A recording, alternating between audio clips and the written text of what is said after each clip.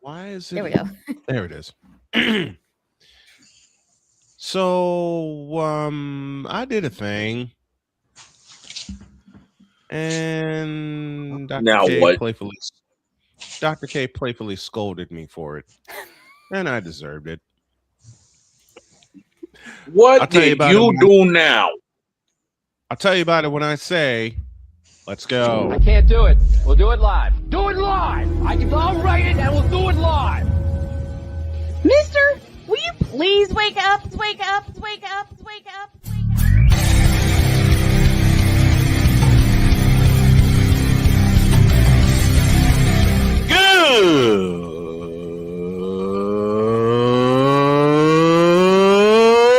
Good morning! Snowman here to all you Brock Purdy and San Francisco 49er haters. Shut up! I gotta thank you, Shane. I mean, whatever happened to the games where breaking 100 points was, I don't know, unusual?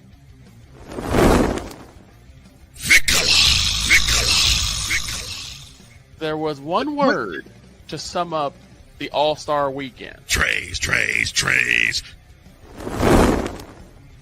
Cause we take this job so serious. Splash Brothers, yes. Ray Allen, replace him with Steve Kerr. Reggie Miller, yeah.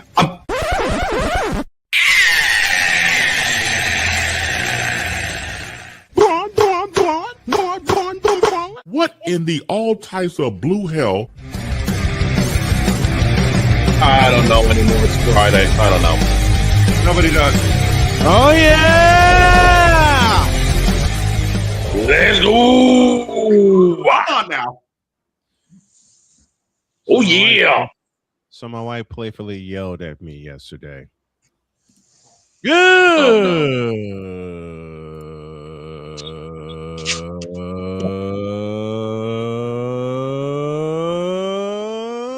morning and welcome to the fabulous, fantastic football Friday edition of Snowman in the Morning. Glad to have y'all with us. And I begin with a tale of me doing something I wasn't supposed to do. You mean another tale that's as old as time? Basically. And as old as me. Sounds about right.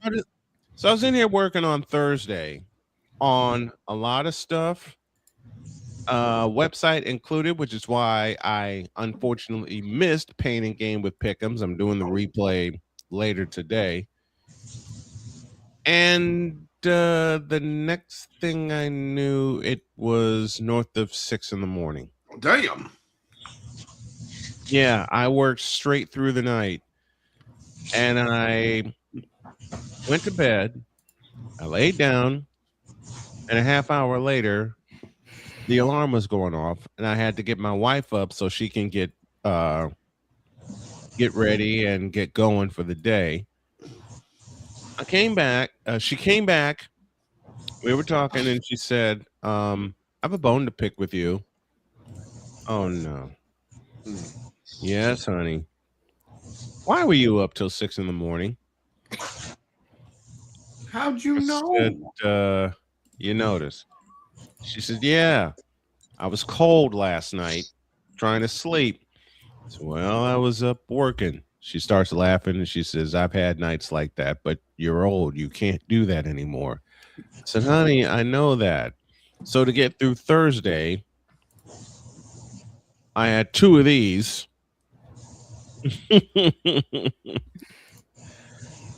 And at 7 o'clock last night, I signed out of here, and I passed out. I passed completely out. But yeah, that's her. That's her playfully scolding me for pulling an all-nighter at age 53. I'll never do that again. Speaking of never do that again, last night in Detroit, what the hell was that? The Cowboys doing the cowboy thing. In a game that they absolutely had to have. They had to have it. And they laid a big old ostrich-sized dodo egg. Kind of expected. Well, again, the fact is it was tight through 3 quarters, and then Detroit said, hold my beer. I said Gibbs was going to carve up that defense, and he sure as hell did. Somebody get the stats up for me for last night's game. Working on it. Because with Detroit scoring 44 points last night. And I'm working on it. I'll have the stats up here in about 20 seconds. And I watched some of the highlights, and Jahmyr Gibbs was doing Jahmyr Gibbs things, like 3 touchdowns. 3 touchdowns. And right now, here we go. Night. I'm looking at some of the stats myself. Dallas was 6 for 15 on third downs. Dallas had also 417 yards, 76 plays to 57 for Detroit. Dak threw for 326 in the air. Goff threw for 299. And yet, somehow the Cowboys surrendered a game they had to have. Let's go up. You know what? I know somebody that can try to explain what the hell went on, and he's sitting there waiting for us. Passionate. Come after me! I'm a man! I'm 40! Unflinching. Let's go back to losing. Parking was easier. Unrelenting. They're not going to keep him off the field tonight! Totally. This one has a chance! Deeds.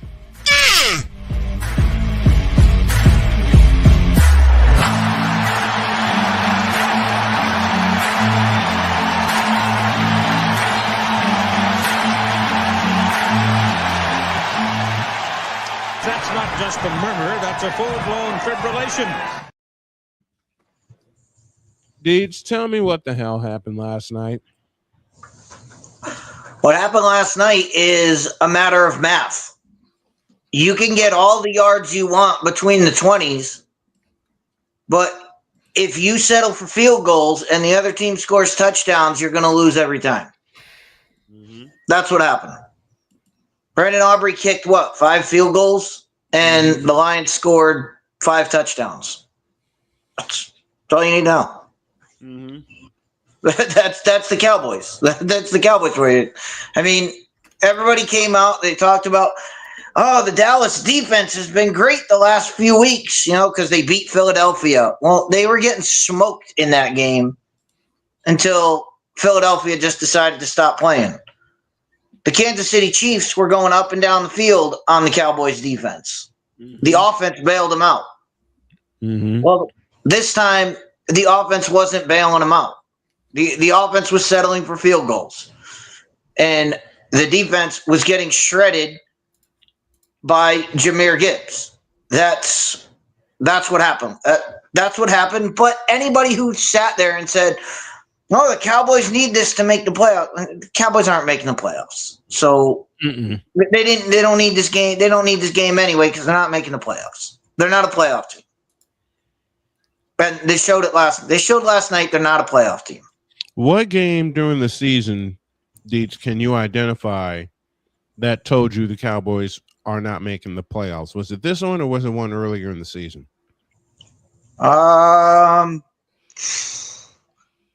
Probably week 1. I mean, it was before week 1. I mean, anybody who thought the Cowboys were making the playoffs this year, it was all what it was going to take would be a monumental fall by Philadelphia. Mm-hmm. And yeah, Philadelphia's stepped back a little bit, but it's not anything drastic. And now the Eagles hold a 2.5 game lead. So the Cowboys are not, I mean, the Cowboys have always been, they were always going to be the second best team in the NFC East. Now the question is, can the Cowboys get an over 500 record, which doesn't do anything for you. All it does is give you a mid-level draft pick that they're probably not going to do anything with you're not going to do anything with a middle of the first round draft pick.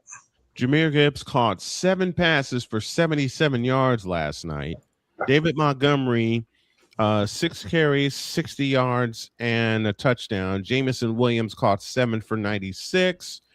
Jared Goff threw for 309. Dak Prescott threw for 376. But going back to Dietz's point about simple math, 5 field goals for Dallas, 5 touchdowns for Detroit. That's a 20-point difference.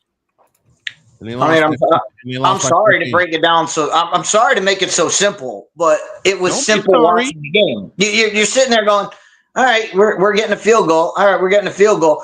You're behind by so much. All of a sudden, you're behind by so much, and then they're still kicking field goals, and you're like, that does nothing. Like, and so I mean, at that point, but also it goes back to the point of if you don't have a middle linebacker, well, there's no one to cover the running back. The running back, they're just going to throw to the running back all day because you don't have a middle linebacker to cover him. And both David Montgomery and Jahmyr Gibbs was in the middle of the field all night.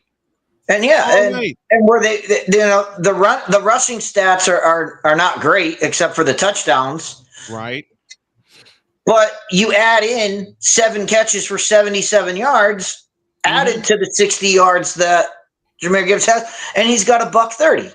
So it doesn't matter how you get him as long as you get him. He had Jahmyr Gibbs finished with yards from scrimmage, a total of 120 yards as he carried 12 times for 43 yards. Montgomery, as I mentioned, 6 for 60. You put all that, and as I mentioned, Jahmyr Gibbs, Jamison Williams caught 7 for 96. All told, 407 yards last night for the Detroit Lions. And that was that. Damian Hernandez is with this. Good morning, brother. He says, hate to say this, but David Montgomery looks way more happier in Detroit than when he was here. Here meaning Chicago. Damian, where in Chicago are you? What did I say the day after the Detroit Lions signed David Montgomery? The stupidest thing the Bears could have done was to let him walk. Stupidest thing they could have done. Bear idiocy. Look, I love you. I love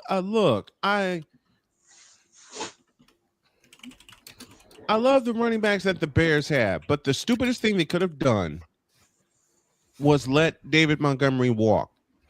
They were in the process of signing him. Yeah. And then Detroit swooped in and grabbed him. The same way the Rams, I'm sorry, Playmaker, I love you, were in the process of signing one Christian McCaffrey. And then Kyle Shanahan at 20 minutes to midnight said, we got something better for you. And now it's paying dividends both ways. Look at the backfield Detroit has. Jahmyr Gibbs and David Montgomery, one of the best 1-2 punches in football. And they proved it last night and hung 44 points on the Cowboys. So, Deets, don't ever apologize for doing simple math, my brother. Don't ever apologize for that. Because the people that tune in, lamestream media included, because, Pizzle, as you know, we've been attacked by lamestream media saying we don't bring the facts. And that's about all we do. Every time. It's simple math, man. We do. Pizzle does it on his show. Deets did it on his, and we do it here, bringing all the collective efforts together. Well, no, because you're always going to get people that want to say, well, it was this that did it. It was that did it. And they want to make it complicated. If you just keep it, I mean, live by the golden rule. Keep it simple, stupid. Exactly. When there's a simple answer, take it. Like Hey, listen, Jody hit me with that. Jody hit me with that after she playfully scolded me. But yeah, 20-point difference, 20 points, and they lost by 14. When they were down 27-9, I knew then the Cowboys weren't winning. You can make it as close as you want. and everything. You can throw for 376 yards if you're Dak Prescott, but Prescott's going to Prescott. Or, as my buddy Robert Cobb, the man in charge of the Inscriber magazine, once wrote, Dak Trash Scott. Well, look at the other stat that tells you all about the Cowboys. Look at the turnovers. Yes, I mean, they did.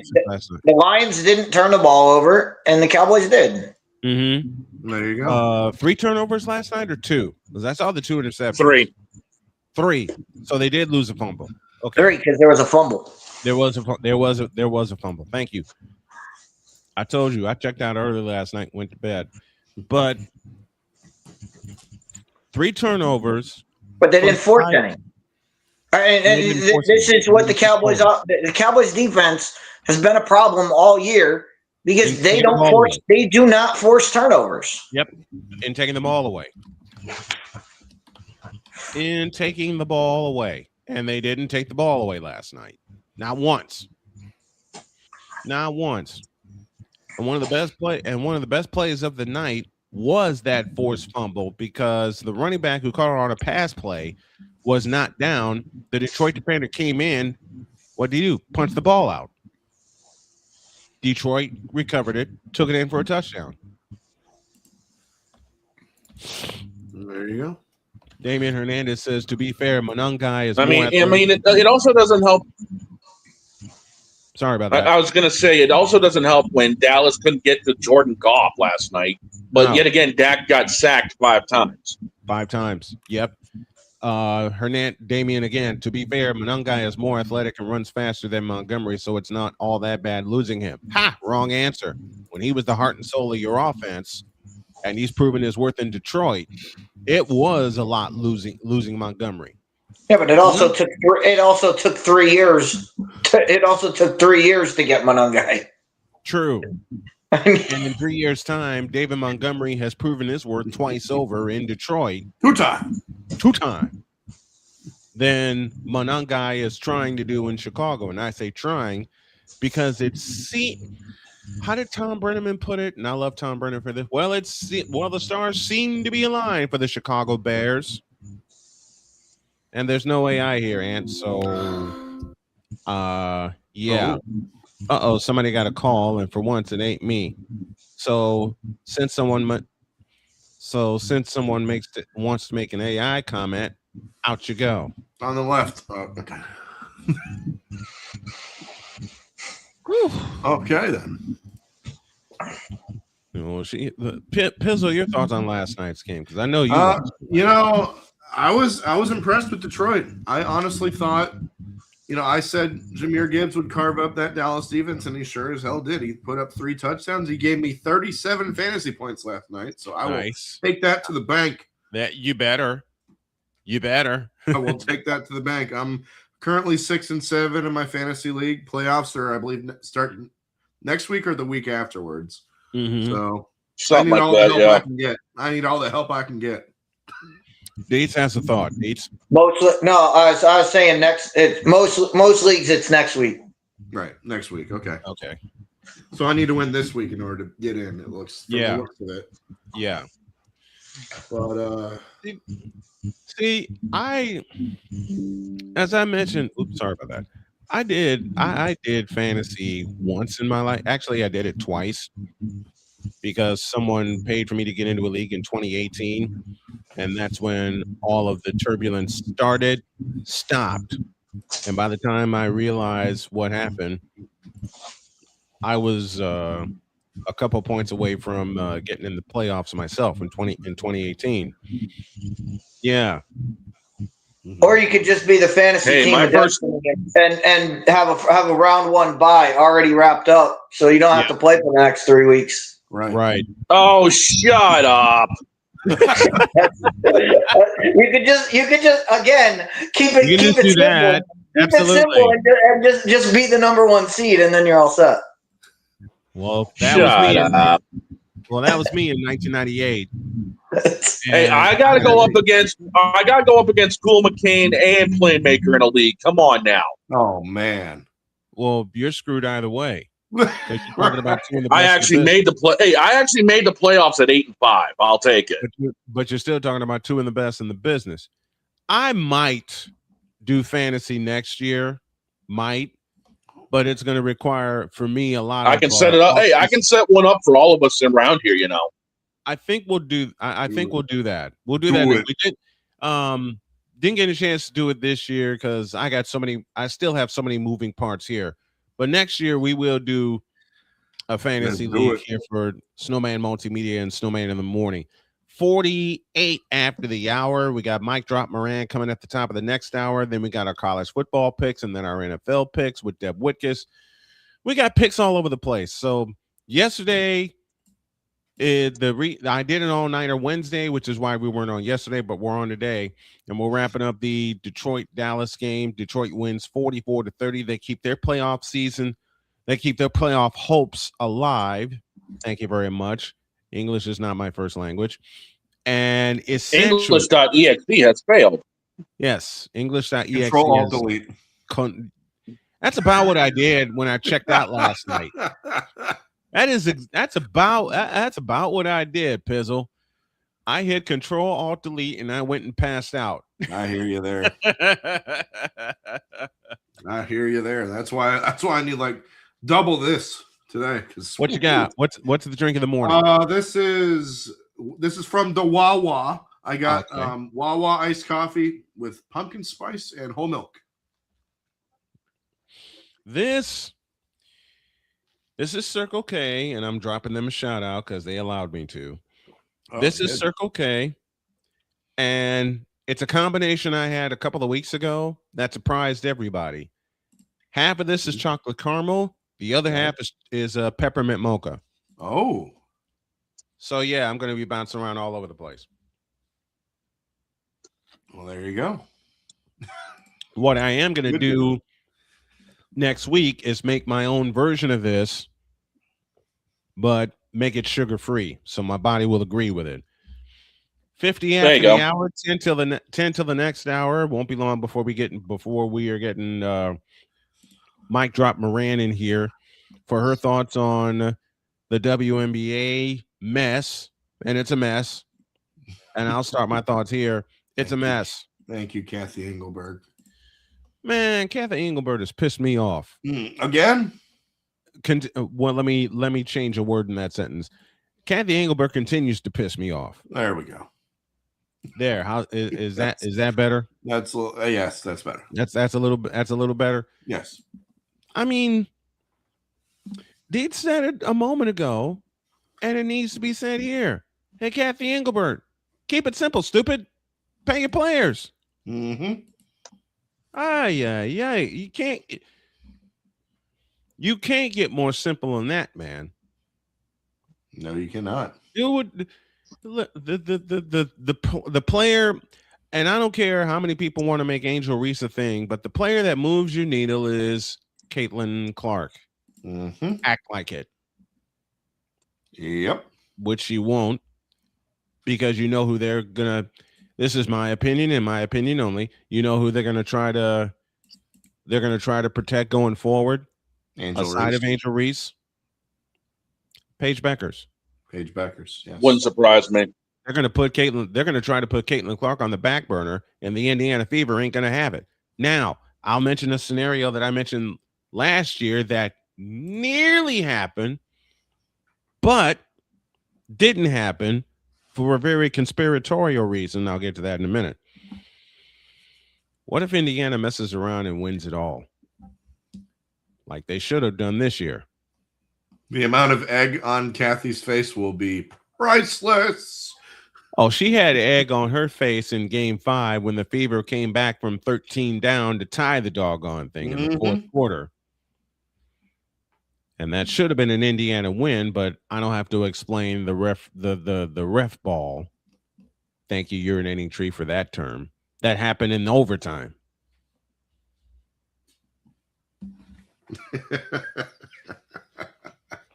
What's the old saying around here when it comes to what happens if someone actually messes around and finds out?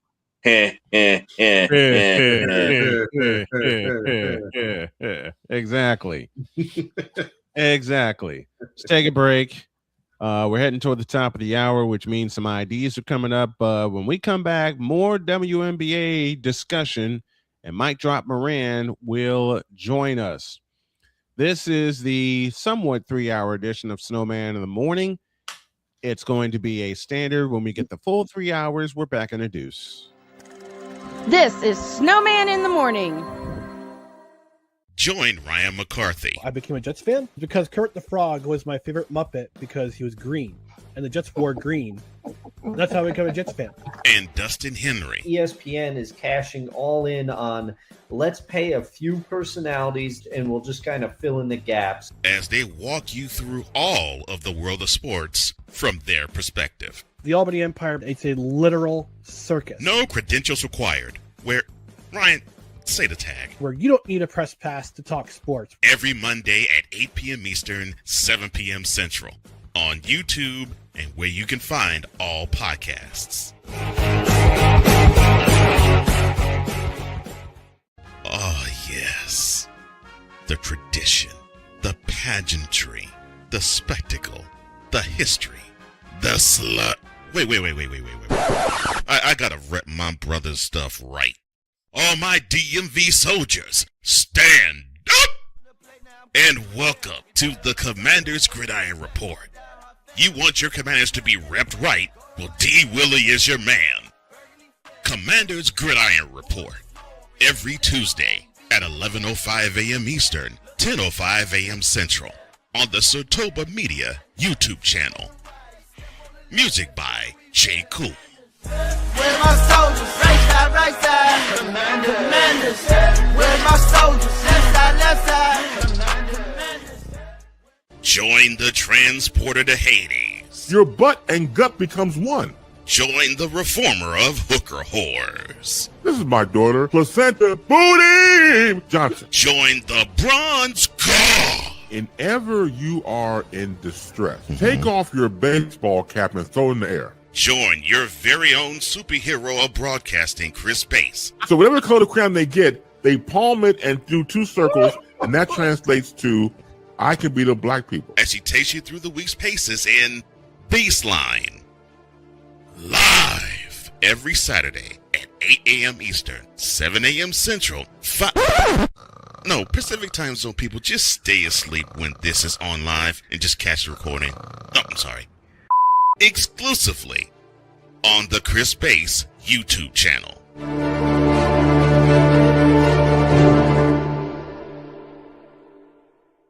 Cause we take this job so serious.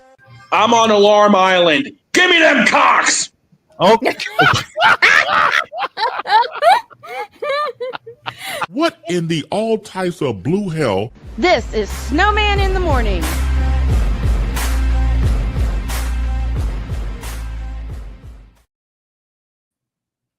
And to Of this all the day, we are things- shaking our heads. Of all the things he had to say, he had to say that. Of all the things he had to say, he had to say that. Ay. Before we go to hour 2, we got this message for you. There's a young fellow in my hometown by the name of Chris Hilliard who is going through aggressive treatments for a brain tumor. So all of our homies at Brother Rice High School on 99th and Pulaski, and I'm beginning to break because I have so many memories there. They're organizing this. It's called Climb for Chris. Chris is going through a very aggressive treatment for a brain tumor, and he was diagnosed in September 2024. These trips come with steep costs, including last-minute flights, hotels, meals, car rentals, etc., which add up quickly. Please support Chris, a 2009 graduate of Brother Rice High School, as well as the Crusaders' former head lacrosse coach on this ongoing battle by becoming a member of the Hilly Army. Let's Fight alongside Chris. And you see the bash information in front of you. It's set for March 1st, 2026 from 2 p.m. to 6 p.m. Central Time, which will be 3 to 7 Eastern Time. And if your homie Snowman is able to make it, and I'm going to try my damnedest to make it a weekend where the wife comes with me and we stay in Chicago for a couple days. In fact, I'm just going to go ahead and say it. We're putting it on the schedule. You'll see me there, and there will be live coverage of the event. I expect to get a blessing from his mom, Michelle Hilliard, to do so. It'll be March 1st, 2 to 6 p.m. Central Time at 3359 West 115th Street in Marionette Park, Illinois. Place is called Bourbon Street. Food and drinks, entertainment, fundraising, and you can purchase tickets for $40 for the pre-sale and $50 at the door. Visit climbforchris.com. And folks, do me a favor. Let's get the hashtag #ClimbForChris trending. Let's put it in the chat and let's make it trending, not only for Chris, but for his family and for the Snow Crew, because we're going to try our damnedest to do a lot of fundraising for this. Victor and I yesterday shared some memories of being at Brother Rice and working with Chris and everything. He is very, very dear to me. He's very, very dear to Victor, and he's become a very dear member of this crew, though he doesn't know the rest of the crew yet. We're going to try to fix that. But if I get the okay, there will be a live stream from this event, March 1st, 2026. Visit climbforchris.com to purchase your tickets, $40 in advance, $50 at the door. As mentioned, you see it in front of you. There will be food and drinks, entertainment, fundraising, just all kinds of fun with some great people and for a great cause. Visit climbforchris.com for more information. And there's a side note that I forgot to mention. The band Maggie Speaks, who do a lot of covers for great rock songs, they will be there. They will be there to provide the entertainment, and I promised an update. Snowman Multimedia will indeed be doing a live broadcast from there. We got the okay. Hey, let's go. We got the okay. You see the hashtag in the chat, hashtag #ClimbForChris. Let's get it trending. Let's get it trending. Also, this announcement: through the holidays, when we are busy recalibrating everything and recalibrating our minds, there's going to be daily replays or daily reruns of some of the best episodes of Snowman in the Morning. And yes, they will include Chris Bass. I got a lot of those segments that I'm going to put together when I spend about 3 days doing a lot of editing for those 2 weeks that we are off. And when we begin our vacation, as I mentioned, you'll see some old episodes of Snowman in the Morning to take you right into the new year. And we're back on January 6th live with this announcement. Also, we're going 3 hours. Dietz is going to have a big part of this. Is going to have a big part of this going forward. Now we're at the top of the hour. 10:01 is your time. And I am happy to say we owe you an ID. You're listening to WBWS-DB, your new Chicago Sports Hub radio voice. You're listening to WHDR-DB, your radio home and voice of the Carolinas. You're listening to WJKS-DB, your Hoosier Sports Home and Indiana Sports Hub play-by-play voice. You're listening to WQVZ, 1700 AM Mission Radio. Well, me and the Lord, we got an understanding. We're on a mission from God. 10:02 is your time. We are waiting for Allison Moran to pop in to offer her thoughts. And throughout this hour, we will break down the conference championships. In fact, we'll do that while we wait for Allison to come in. And I'm going to send this to Dietz to break down tonight's championship. I believe the game that's on deck tonight is North Texas and Tulane. Yes, sir. If memory serves me correctly, that's the That's the American. That's the American Conference Championship. And Deets, what do you make of this game? Navy should be there. I agree. Navy got jumped. How did Navy get jumped? They got jumped because Tulane didn't have to play them, and because they lost head-to-head with North Texas. But that shouldn't be. It should be North Texas and Navy, shouldn't it? I think it should be, but I know what they did. What they did is basically they said, well, Tulane didn't play either of these teams, so they ushered them through, and then they said, all right, well, between North Texas and Navy, well, North Texas won the head-to-head, so that's why North Texas got it. It still should have been the chaos. But still, Navy played well enough all year. They should be there, but they should. You can only have two. You can only have two, and 3 teams finished at the top. Again, they should all play each other, and we should be able to figure this out beforehand. But that wasn't the case. So, can you bring back? We talked about this earlier in the week. Can you bring back the Southwest Conference to take some teams away from? But this is from the super conferences. This championship game is also interesting because I was thinking about this before the show. If you read the bylaws of that the NCAA has set up, it says the top 5 ranked conference champions will get into the playoff. And why that's interesting is because North Texas and Tulane are both ranked higher than James Madison right now. Yeah. So one of those teams is going to be a playoff team. And it opens the door. That language, though, opens the door to if Duke wins the ACC championship game. Oh, boy. And they're unranked. Oh, boy. And you have to take the top 5 ranked conference champions. Well, James Madison is still going to be sitting there as a ranked conference champion. So the question will be, does Duke jump the Dukes? Yeah. And get in? And that's where all this chaos goes. But before we get to the chaos of the playoff, let's bring Allie on. Let's talk some WNBA. Then we can go right into college football and our picks at the same time. Yep. Here she is.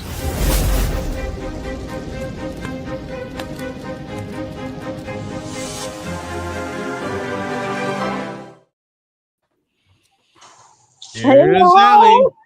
How are you guys doing? Good morning. Good morning. Right now, that's one of the only few people that can make me smile. Aww. That's so sweet. My gosh. Well, all of you all make me smile. Gotta say that. Every day, every time I'm on, I just love being with y'all.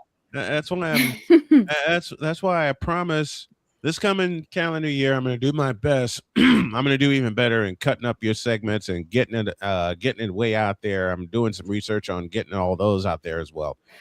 All right, I'm holding you to it, baby. Good. I am holding you to that. Please do that. I will haunt your dreams. Well, with that laugh and that smile and some of the mic drop moments that make me laugh, it's already haunting me, but in a good way.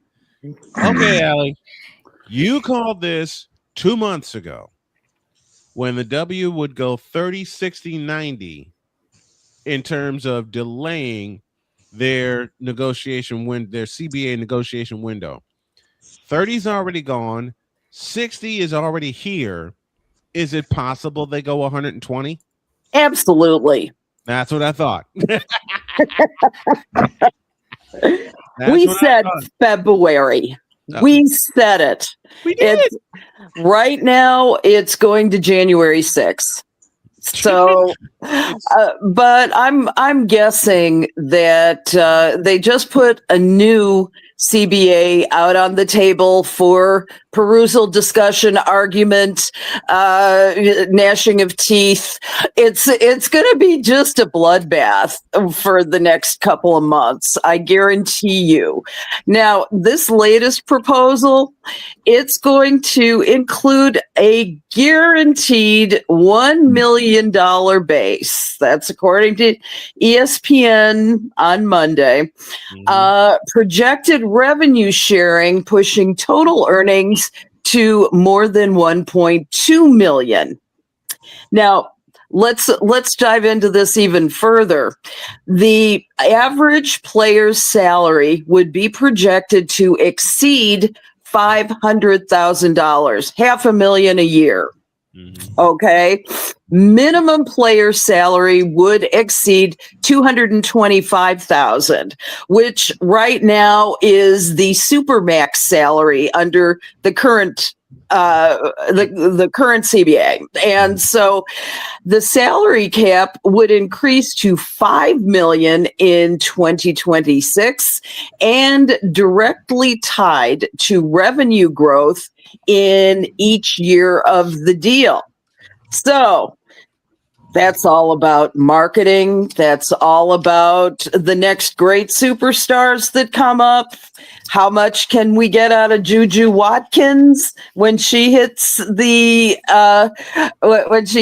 draft? Also, people like Ozzie Fudd. I mean, all those are going to be considered.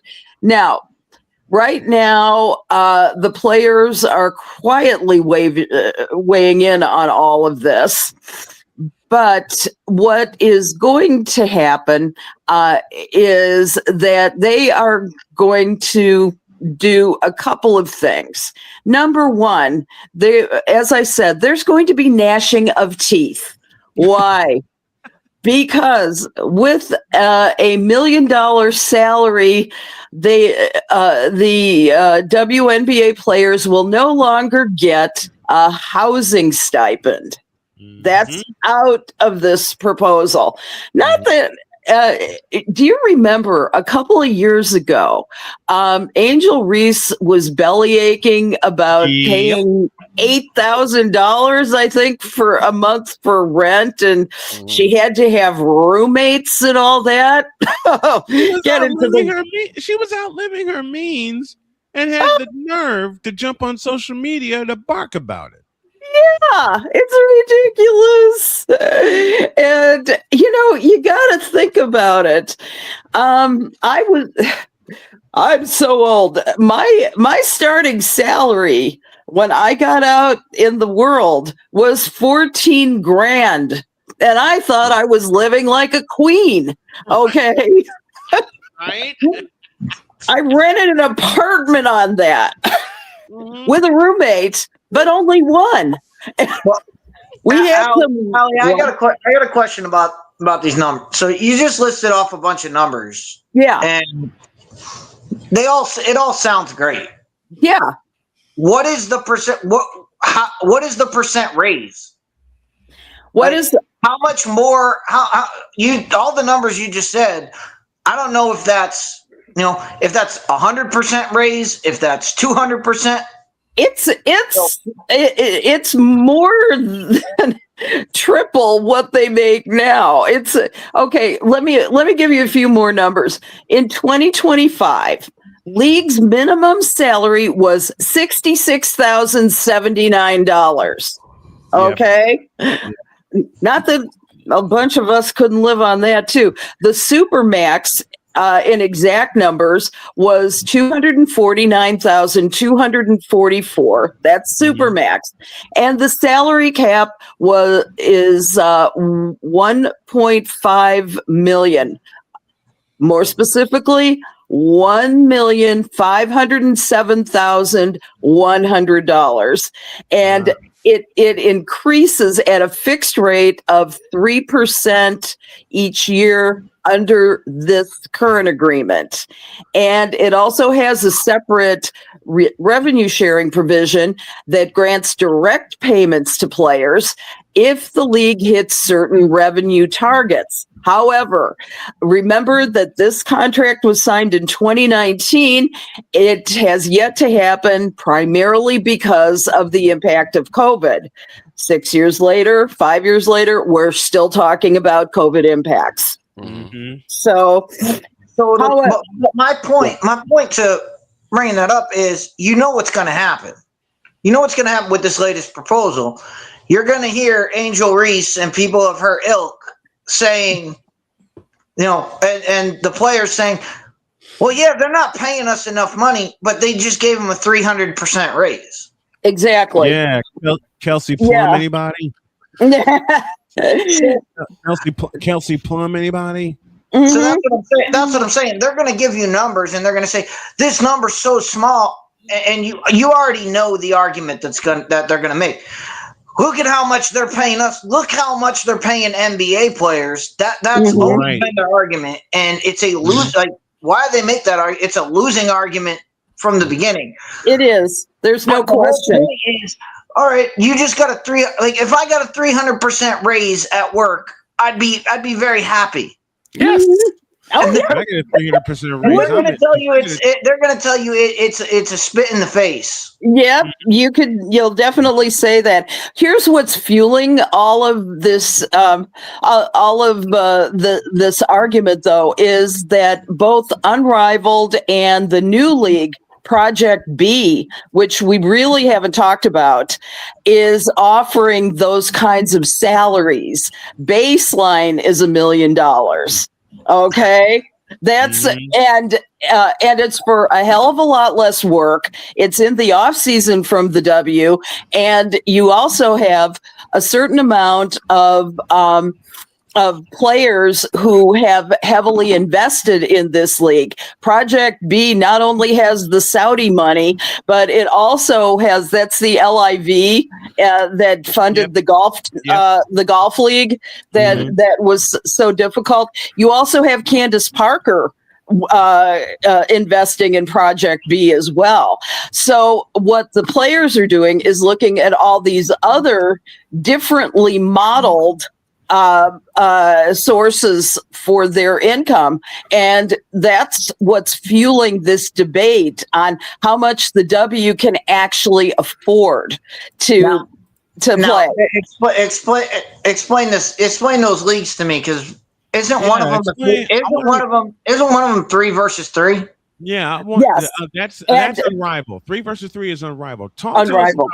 Tell us about Project B. I want to hear more about this. Project B is also kind of a rival to the Unrivaled League, and the thing is that they are an entirely new group that's starting up this year, and basically they've signed up people. The first one they signed was Nneka Ogumike. I can never pronounce her name. Nneka Ogumike. Ogumike. I can never pronounce that person. I love her, and I'm just going to call her Nneka from now. Nneka Ogumike is the name. Ogumike. Someday I'm going to pronounce that properly. Forgive me, Nneka. I love you. I've loved you since college. You hang around with me with a headset on when we're covering these games and these leagues, Allie. You'll get it right, because Lord knows when the Fever played Seattle, I had to say it for 40 minutes, 3 separate times. That's why I only had to say it a few times a year.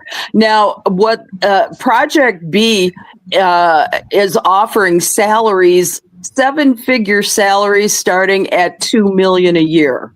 Okay. Ooh. And how many teams are in that? I'm not sure.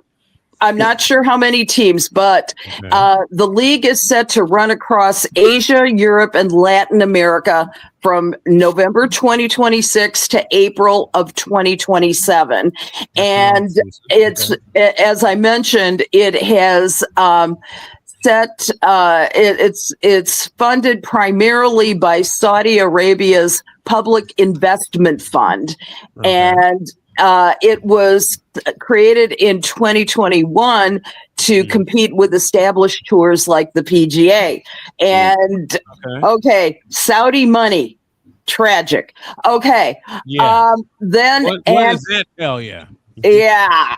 It's scary. The other thing is you also have people like not only Candace Parker, but you've got Steve Young, Novak Djokovic, and Sloane Stephens investing in this league. So you had me at Steve Young. I'm interested in. Okay, but here's the issue. So the players want 3v3 salary. So does that mean they want the WNBA to go to 3 versus 3? Because exactly. No, this is 5x5. This is a 5x5 league. Because Project B is 5x5. Okay, but the Unrivaled is 3 versus 3, right? Right. So even if the Unrivaled League probably has 10 teams on it. Now, and maybe not even. Yeah. Okay. But I'm just going to say 10 just to make it round numbers. So you have 3v3. So you probably have 5, 6, maybe you have 7 people on a team. So you have 70 people in your league. Yeah. You can pay a lot more to 70 people than the WNBA, who has 5, 10, probably 12 people, 12 ladies on a team. Right. And has significantly more teams. So now your pie is being split. Instead of being split 7 times, it's being split 12 times per team. So to sit here and say, well, we should be played like these other leagues. Okay, well, then you need to have 3 people. Then it should be 3v3 the whole time. And nobody wants to see that. Yeah. That's, you make some very good points, Dietz. It's it's going to be to the WNBA's credit if they can hammer out all of these issues and figure out where their new place is in this hierarchy of teams. It's going to be a real, I think the WNBA needs to decide who they're going to be. Are they going to be one of many? Are they going to be the queens of the basketball world? They have been, but now they've got some competition that is smaller. And as you mentioned, great point about there are smaller teams and they've got, so therefore, a larger pile of money to be able to pay these players. It can also afford to be more selective. And therefore, it's not only NECA, but John Cole Jones has signed with them already, and a few other. The name Asia Wilson does come to mind. Don't quote me. But the thing is that WNBA is going to have to figure out how to be the global leader in women's basketball after this. And I'm not sure if they had people running it who are not just money people, but also passionate about the game of basketball.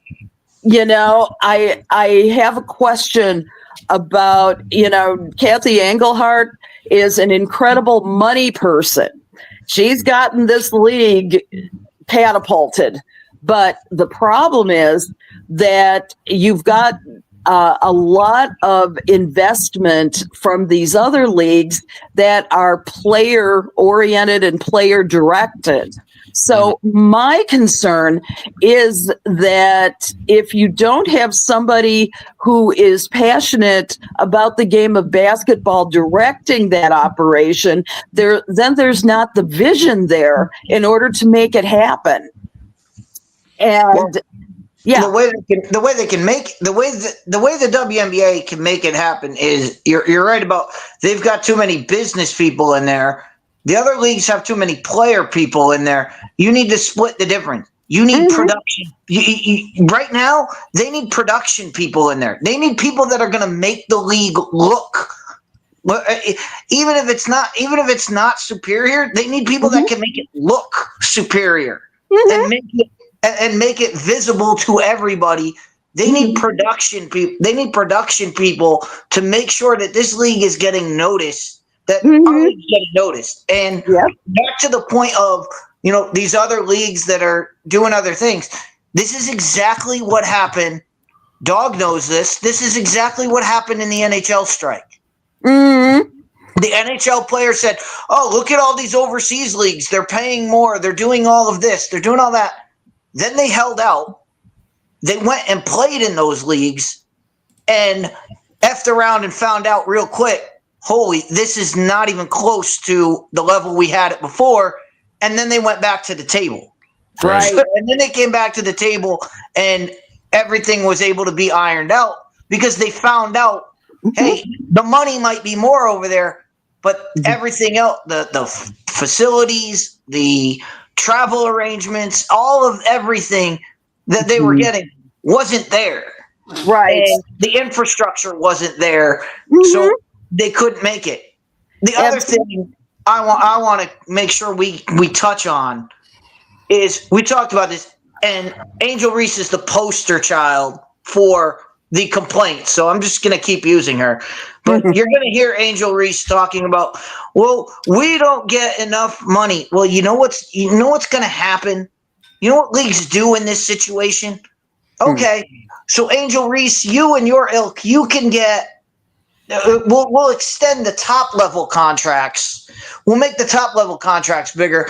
But you know what you have to give us? You have to give us a minimum, and you have to shrink the minimum contract. So that person all the way on the bench that was going to get bumped up to 225, now they might say, you know what? We'll give Angel Reese a couple extra $100,000. But that person at the bottom, instead of making 225, you're now making 100. Yeah, it comes at the expense of the lower person on a totem pole. And let's see how Angel responds to that, because I'm sure she's going to say, "Oh yeah, give me more of the money." I It's going to pull over that person at the bottom. This is a little off tangent, but I spent my Thanksgiving Day explaining to Greg's grandson why Angel Reese is more than the queen of me-bounds. I love my Ollie. I love him to pieces. I love his brother Dominic. And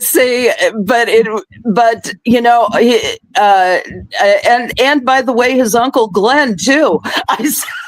Because and you spent Thanksgiving explaining that to them. I explained. They're like, well, all they do. I don't like her because she's so selfish. I don't like her because she's making so much money and she's still upset. And I said when she focuses on basketball, she can be the queen of everything. And you know what, Allie? You and I have had this continuous conversation about Angel Reese because the trolls tried to come after me all summer.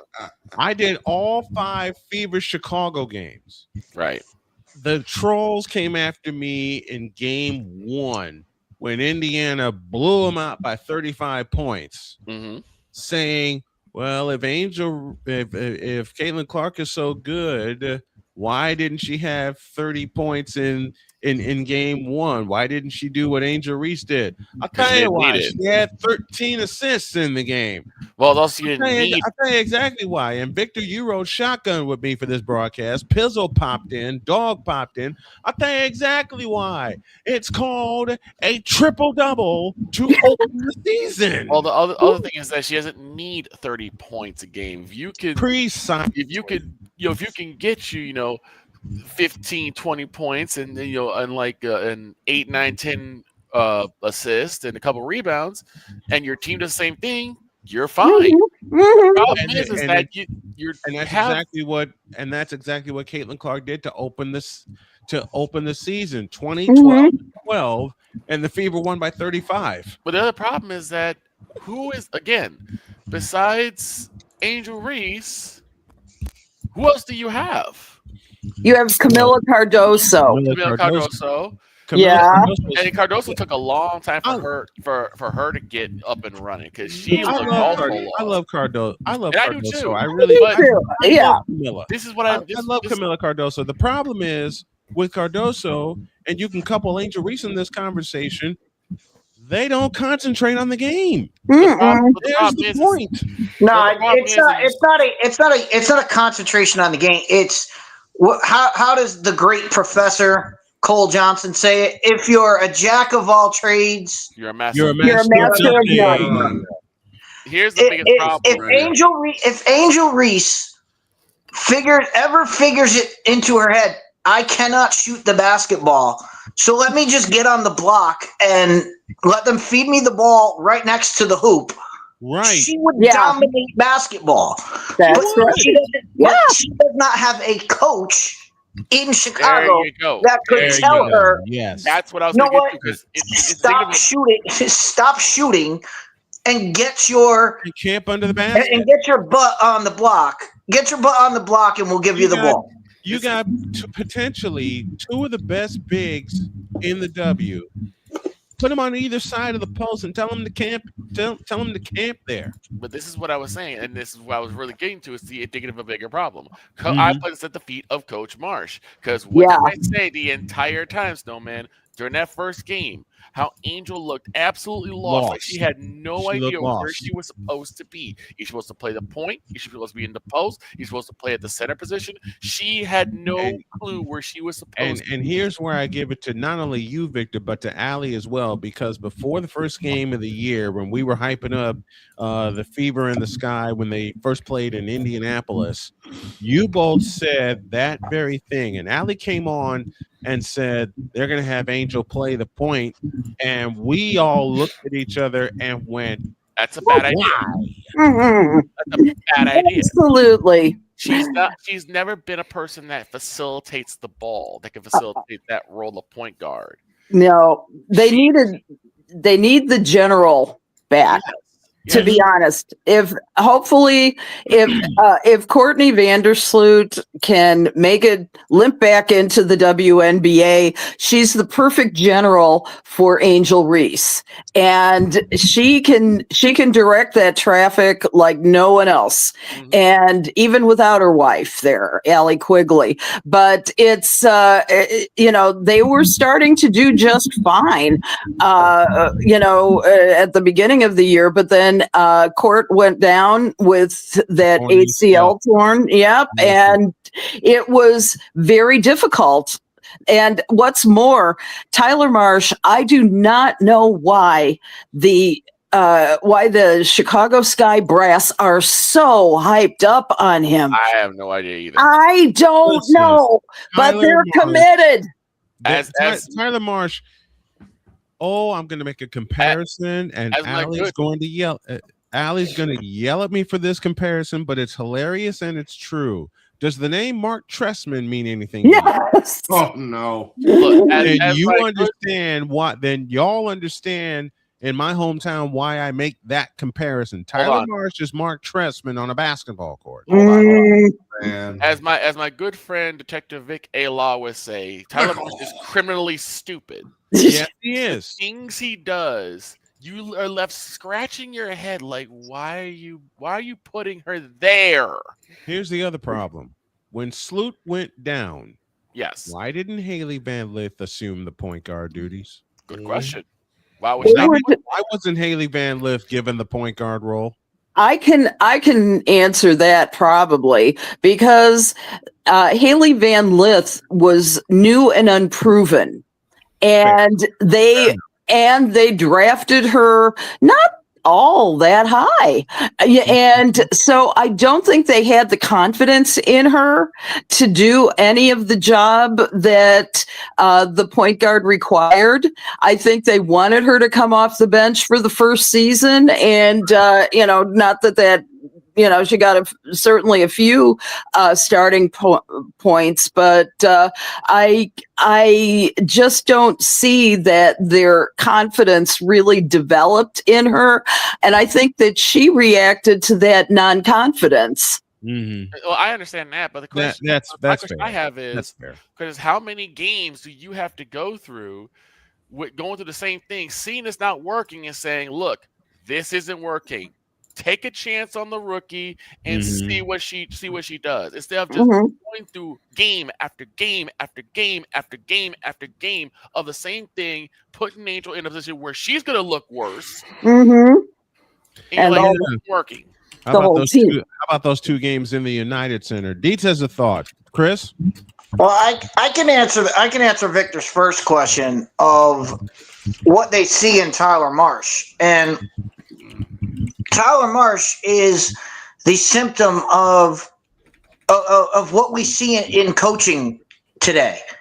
He has a system, and yeah, he can explain that system, and he can explain it off the court to higher up people, and they say, yes, we want that system run on our team, and it sounds great in a boardroom. Right. However, a great coach will take their system, look at the players on their roster, and say, wait, does my system work with this team? And if it doesn't, they will modify their system to fit the players on their team. And that's what's happening in Chicago is they have a system, and Tyler Marsh is trying to make Angel Reese run a system that she cannot run, that she physically does not have the skills to be in the position she's in, and he's trying to force her into it, and that's what's causing the disruption of everything. So it makes him look stupid, but when he's actually in the boardroom talking to the people, he's like, no, this is good. This is how this is supposed to work. Yeah, that works when you draw it on a board. When people actually run it in real life, it changes things. And that's the difference. But that's the situation. And as a good point. As a good coach, you're supposed to know when your personnel does not work, or when your personnel is not in that right system. And you, like you say, you tweak the system, or you tweak the roster to fit your system. Case in point, Phil Jackson. That's right. Quick climbing in my head, Victor. Phil Jackson. I'll give you a couple more. Casey Jones. Greg Popovich. Well, Phil, you brought up Phil. Phil is the prime example of, yeah, my system works when I have all my players involved, when he has Jordan, Grant, and Pippen, when he has Shaq, Kobe, and Robert Horry, and all the cast of characters with the Lakers. Right. However, how'd that fare when he was in New York without any of those guys? He wasn't the coach at the time. It didn't work.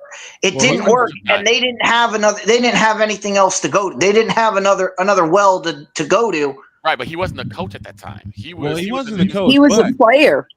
You're talking about in 70s to 73. No, I'm talking about when he went to New York and was brought there to be the.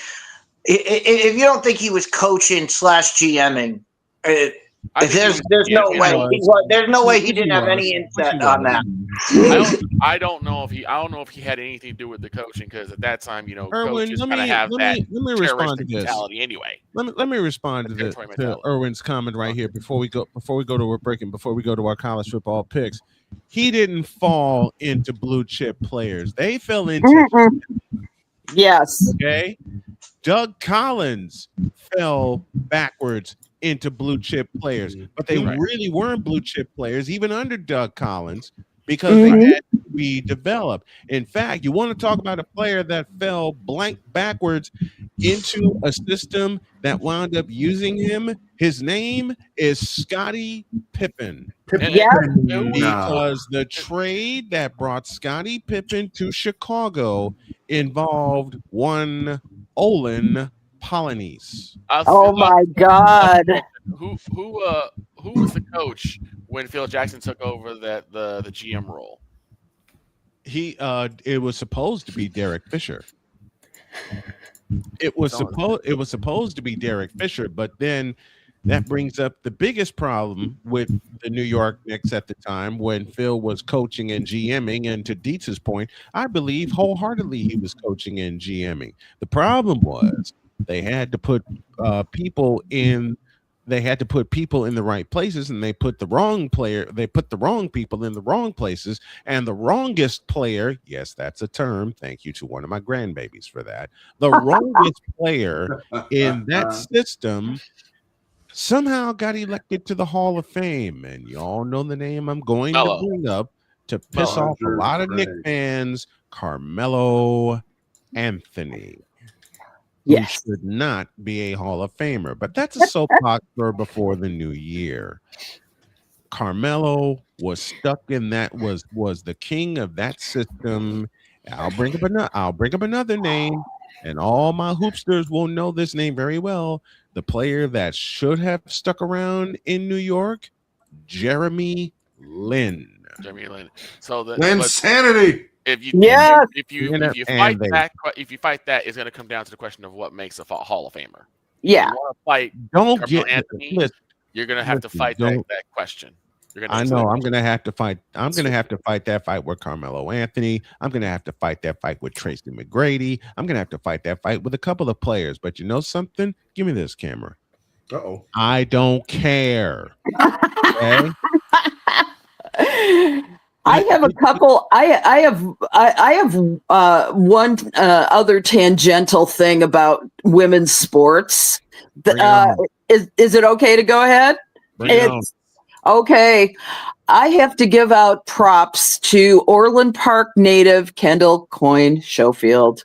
The PWHL. The PWHL Minnesota Frost. The first hat trick scored in the PWHL was by her last week. In fact, she scored the first goal of the season. She did. She scored the first goal of the season. And I have a surprise. Before we go to a break, I have a surprise for Allie. If she's up to it, PWHL Wednesday starts December 17th. Gonna try. Yeah. And I'll tell you, according to my physical therapist, I can't do the splits, but I can talk. So, I had a funny thing happen. I had a funny thing happen a few days ago. I took the dog out, back door here, and I didn't realize there was ice on the on the deck. Left leg went one way, right leg went the other, and El Smacko. Now watch this. In 2 weeks, Allie will be doing a full-on Caitlin Ohashi floor exercise routine.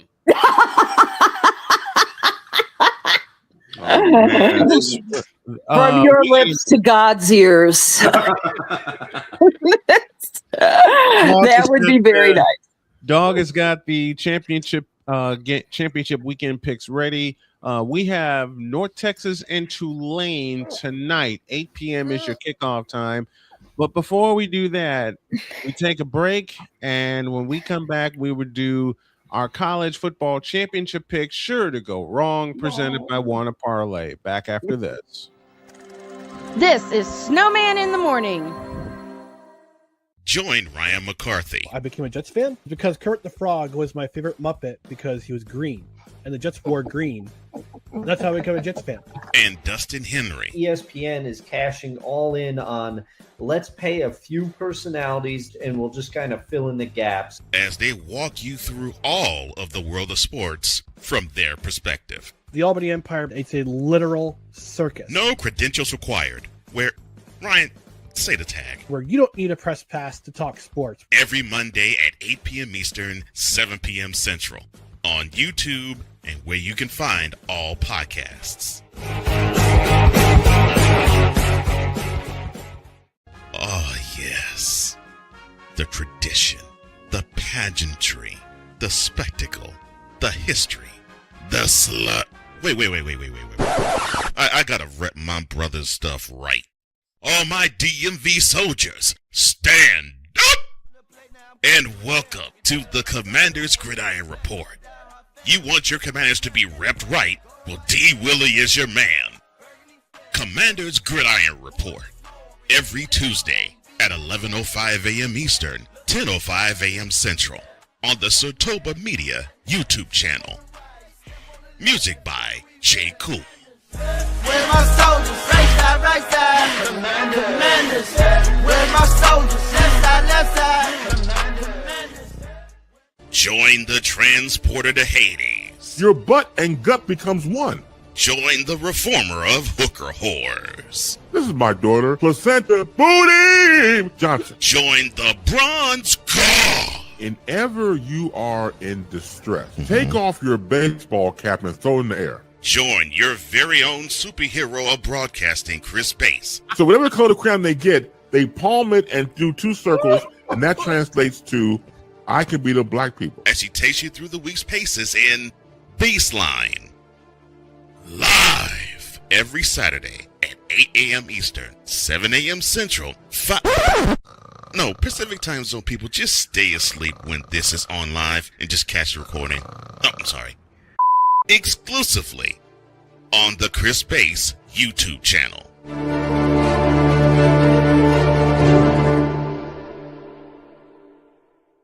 Cause we take this job so serious. I'm on Alarm Island. Give me them cocks. Okay. What in the all types of blue hell? This is Snowman in the Morning.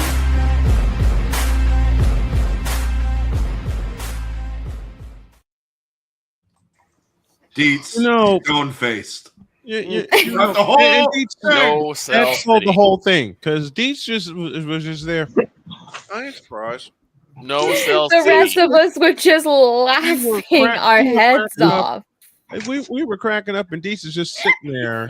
No cell city. Like, well, he did Fifth Down Sports for how many years did you do that show? Deets? I did Fifth Down Sports for 6 years, and I did Trinity Gauntlet for 5 years. So, nothing surprises him anymore. yeah. I've heard it all. In a combined total of 11 years, nothing surprises him. So when Dog goes on Alarm Island and says what he says, and then a week after that, Allie backs it up by saying something to get neutered, and Deets just both times. True. How the hell do you explain that? You can't. 45 after you thank you, Pizzle. You can't explain. And to Pizzle's credit, with what he has to deal with each and every Wednesday, Damn it, LC. with us making LC laugh so hard he had to turn off his camera. Right. And with so many 49er jokes I've thrown at Tiny Tim, he wanted to throw a clipboard at me, but I mean it in fun, and they know it. We pick on them all the time, and they pick back at us.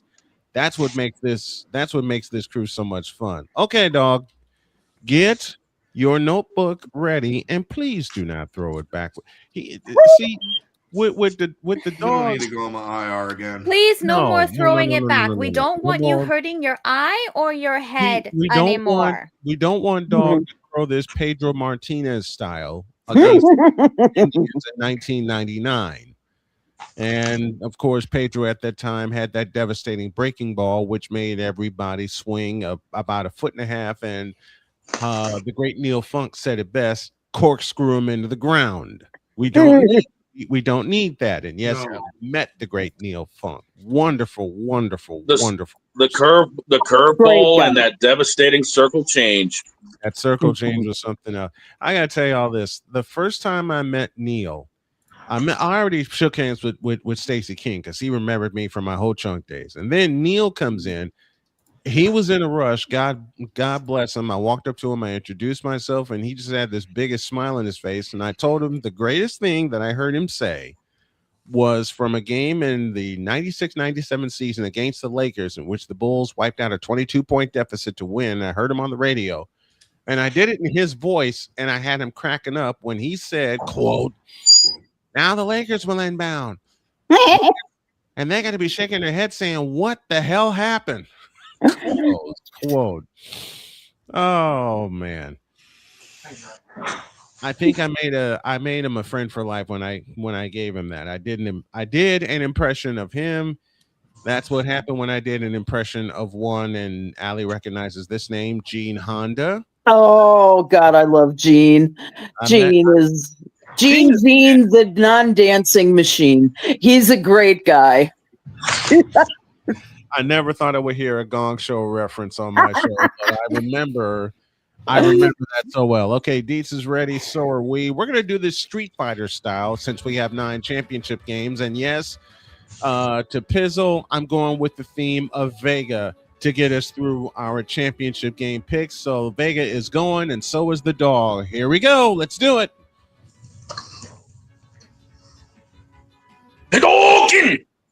We have the standings up to bat first, and it is officially a 2-horse race. Jen has an 8-game lead, and the magic number needed to avoid the playoffs is 12. With that being said, some of these teams we ain't even heard of, so it's going to be fun because we're kicking the party off with the first of 4 today. It's Kennesaw State favored by 2.5 over Jacksonville State. The over-under 59.5. I'm going with the Owls. I know a couple of Marist Red Hawk basketball players and volleyball players that I announced for that are at Kennesaw State. I'm going with the Owls. Deets to you. I'm gonna channel my inner dog. I'm gonna go with Jacksonville State. Okay, it's going with the. Oh God, and I know their name. I won't say it aloud. Pizzle, downstairs to you. Oh, no. I used to live right by Kennesaw in Ackworth back in the 90s, early 90s, early 2000s, in the 90s to 2000s. Yeah. By Kennesaw State, so I'll go with them. All right, Allie, to you. Who are the Owls? Literally me right now. Literally me. Going to the Owls. All right, Victor, to you. I know nothing about these teams, but I'll go with the Owls. All right, dog, your turn. The Mafia and everybody else over here seems to be going with the Owls, so give me the Owls. Which means go upstairs to Jen. Yep. Aren't you cold? Sorry. Jeez, look what you're wearing. I'm Luna Snow. She doesn't get cold. That's true. Oh, okay. Then Ice she's is a her better power, woman than I am. Ice is her power, remember? The K-pop idol with ice powers? Fair enough. Folks. Go search her up. Marvel Rivals. Go. Okay. All right, come on, Luna. Deets is on an island. Oh, I get to say this to Deets. Yes, you do. I mean, I get to say this to Deets. I get to say this to him. Yes. Well, that I'm glad about. Stay solo. I hate you, Jen. I hate you, Luna, for that one, and I'm going to be laughing all afternoon. Next one, dog, please. And this is why I voice Luna Snow in a Next comic, one on the gentlemen. list for Next the one. next one on the hit list. It is Troy visiting number 25, James Madison. Do I even need to say who's favored in this? No. Sure. I didn't Yes. even hear the first team. Please. You cut off. Troy State Trojans. How about that? It was Troy and 25 James Madison. I don't know either of these. James teams. Madison is favored by. Let's put it this way. I'll make it easy for you. Sweep for James Madison, everybody. Yes. Sure. Yes. Sure. Yes. Why not? Not that we've been following them all year.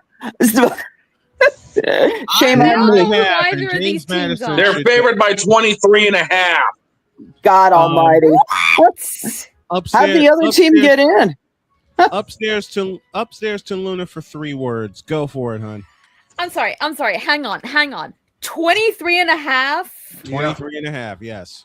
Yowza. Is that? I think that is the biggest number I have heard on this show. You ain't so heard far. nothing yet. Wait, what?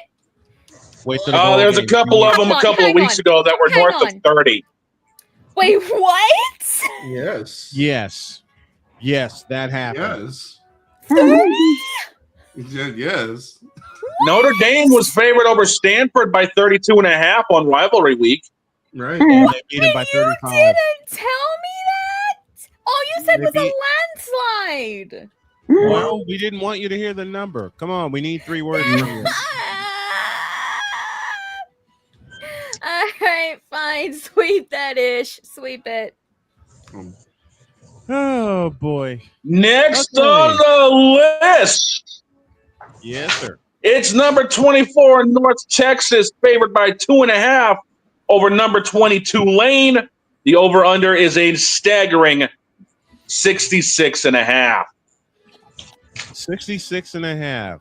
And I'm gonna try to do that game tonight instead of my normal NBA Friday doubleheader because it is championship weekend and I am going to go. Don't let me down. I'm gonna go with North Texas. And we're gonna flip the order and go downstairs to Pizzle for the next one. Give me the main grain of North Texas. Upstairs to Deets. For the chaos of it all, Jake Ratcliffe, quarterback at Tulane. Right. Get it done and get yourself in, and then we'll see how this plays out later on. So I'm going with the wave. To the mighty redhead and Allison Moran with the next All pick. right. Well, you can't beat North Texas because they lead in points per possession, and they have a 22.1 pass rate. It ranks second in the nation.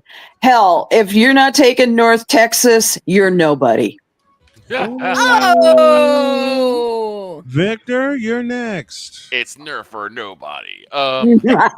Yeah, I'm going with North Texas. Man. Dog to you. Well, then I guess I'm a big old 6'4" nobody. I made my picks yesterday. I had Tulane in this one. You're kidding. Well, you know what? You know what? No, I'm not. Been right. You've been right, though. You were right on Dallas. Dog's been right with the upset calls, which means Jen has 2 words for both the dog and Deets. I have one question first. Unless she wants to join the winning side. Yes. Hey, Dawn. Are my fences back? Yes. Yes. Then I'm The using fences one. and glass are back. Then I'm using one. And I figured she would. Next one. Next on the hit list, it's UNLV and Boise State. The Boise State's favored by 3.5 over under 58.5. It's the last game tonight. Once upon a time, I wanted to attend the University of Nevada, Las Vegas. Actually got accepted. Just couldn't get the funding in time to attend. Some guys named Stacy Augman, Larry Johnson, Greg Anthony, and Tark the Shark was the coach. All that being said, I ain't stupid on betting on UNLV for football. I'm going with Boise State. And we're going to flip the order again. I go downstairs to the dog for the next pick. Like I said, I made my picks yesterday. I was actually watching Back to the Future when I was doing this. I got Boise State in this one. UNLV's got a strong offense, but Boise State's got this one covered. Next door to Pizzle. Yeah, I'm going to go with the Blue Turf Broncos of Boise State. Upstairs to Deets. There's a saying in UNLV, they like to be the running rebels. And nobody did it better than the Shark. Jerry Tarkanian. And that's why this game is going to be for UNLV, because the head coach, Dan Mullen, he's done it at other places. He's doing it at UNLV. I'm going with the Rebels. Go UNLV. To be perfectly honest, I wouldn't be surprised. Here's Allie. Up until the time Dietz started talking about UNLV, I was thinking I'm going to be a potato head. And I think I'm going to leave Dietz on the island. Yes. Victor's next. I'm going with UNLV on this one. What? Wow. Which means Dietz and Victor are on the island as we go to Luna Snow for her message. All right. My word of advice here, Vic, if you're going to be on the island, at least stay on the opposite side of Dietz, okay? I literally can't because he's the only other Cowboy fan on here, so we stick together. To the Saturday At least make yourself comfortable on that island, even if it means Dietz isn't comfortable. I'll take it from here to the Saturday championship games, and we're going to start at high noon with BYU and Texas and BYU and Texas Tech. Texas Tech favored by 12.5 with the over/under 49.5. And I'll start this round by simply saying, "Go Red Raiders." We go next door. Yeah, it would be so great. This game can go so many. It can cause chaos in so many directions. But Texas Tech, you already beat BYU once on the field. I think they can do it again. I'll take Texas Tech. Downstairs to Pizzle. Texas Tech, Red Raiders. Next door to the dog. Yeah, I got Texas Tech in this one. It's a landslide victory for them. Victor, you next. T's have it. Give me Texas Tech. Which means 3 words from Luna. Wait a minute. Hey, Allie didn't pick. I'm sorry. You missed me. Not anymore. Okay. Listen, the first time these two teams met, Texas Tech won, guess what? 29-7. And they pulverized BYU's offense. And Texas Tech has one of the best rush defenses in the country. And that's all that BYU can do, sadly. So I'm with Texas Tech all the way. Which means 3 words from Luna. Okay, first, I just love this comment here in the chat.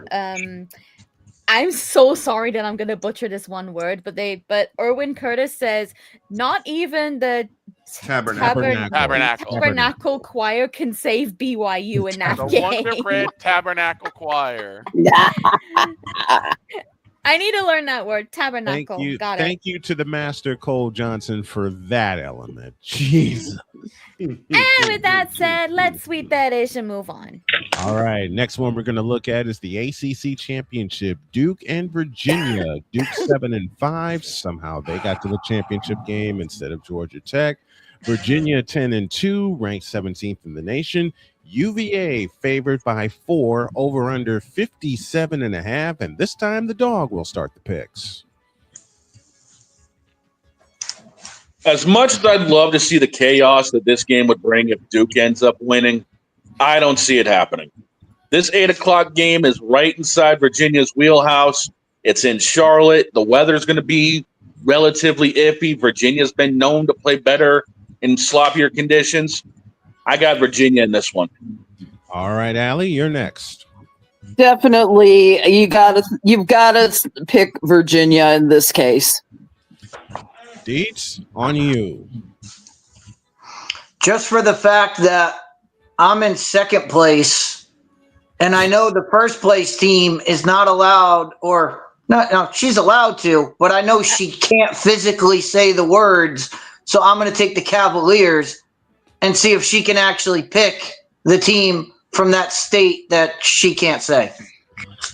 Okay. Bruh. You're next. Oh, boy. Cavaliers, Virginia Cavaliers. I do not trust Duke. Mm-mm. They're a basketball stool. Ain't no doggone. Look, I used to live in North Carolina, and I would never, ever, ever in life, even though I love my Krzyzewski, he's a native Chicagoan. I'm sorry, I can't pick Duke for anything. Victor? Not in football. Not in football. Give me basketball all the way. But just remember, Bill Belichick went 4-8 for UNC this year. So God knows North Carolina is a basketball state all the way up and down Tobacco Road. So there is no reason to pick Duke.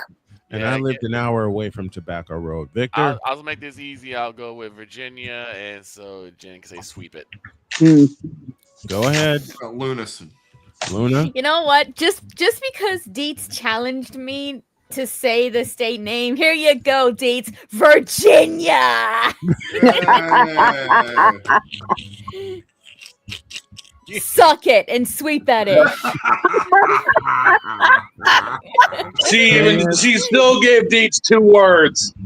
Either way, we all win. We all win, exactly. To the SEC championship, and this is one I'm keeping my eye on for the first of 2 that I have on Saturday.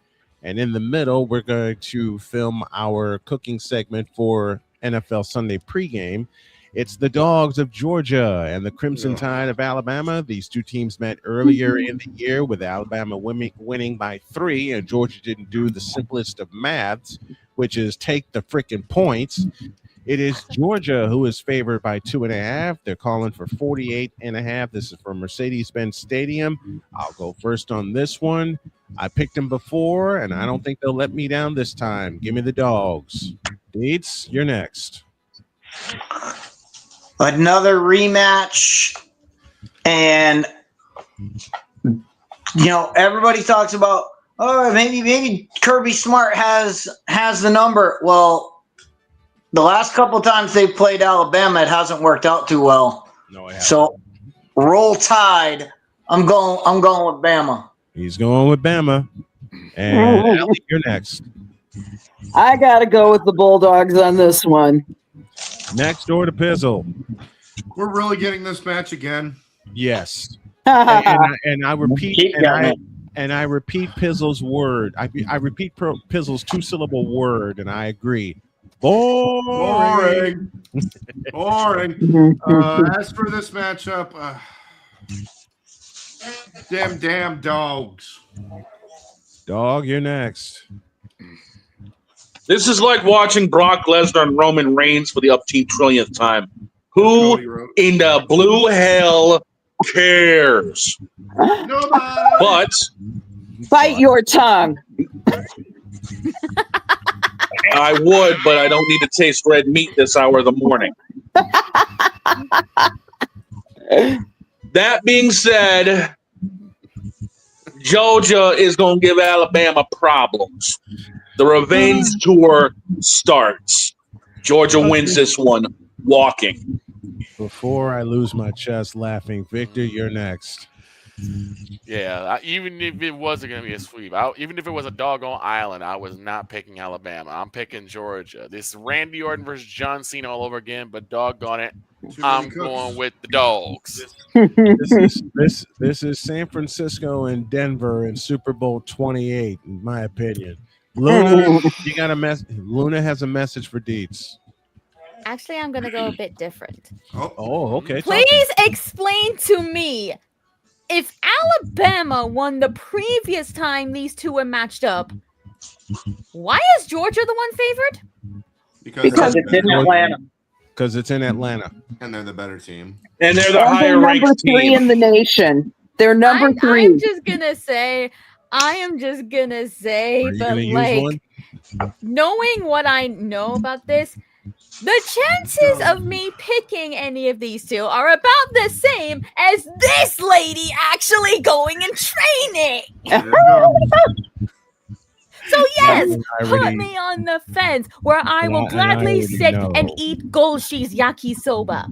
And I already know what button I'm going to push if I can find it. I don't think And why am I going to do that? I'm trying to find it. And Let me know when you found it, and I will say it again. You know what? I'll set it up myself.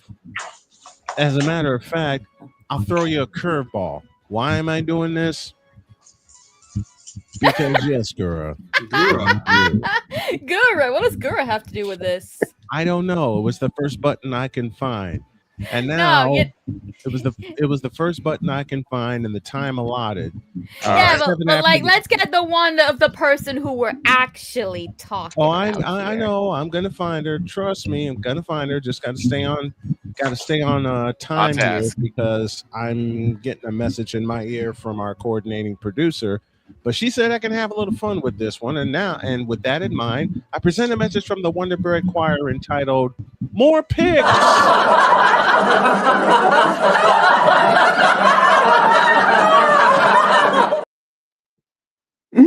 And if you think, and this is to make Jen completely laugh, and if you think Jen was going to actually pick that game, Hell no.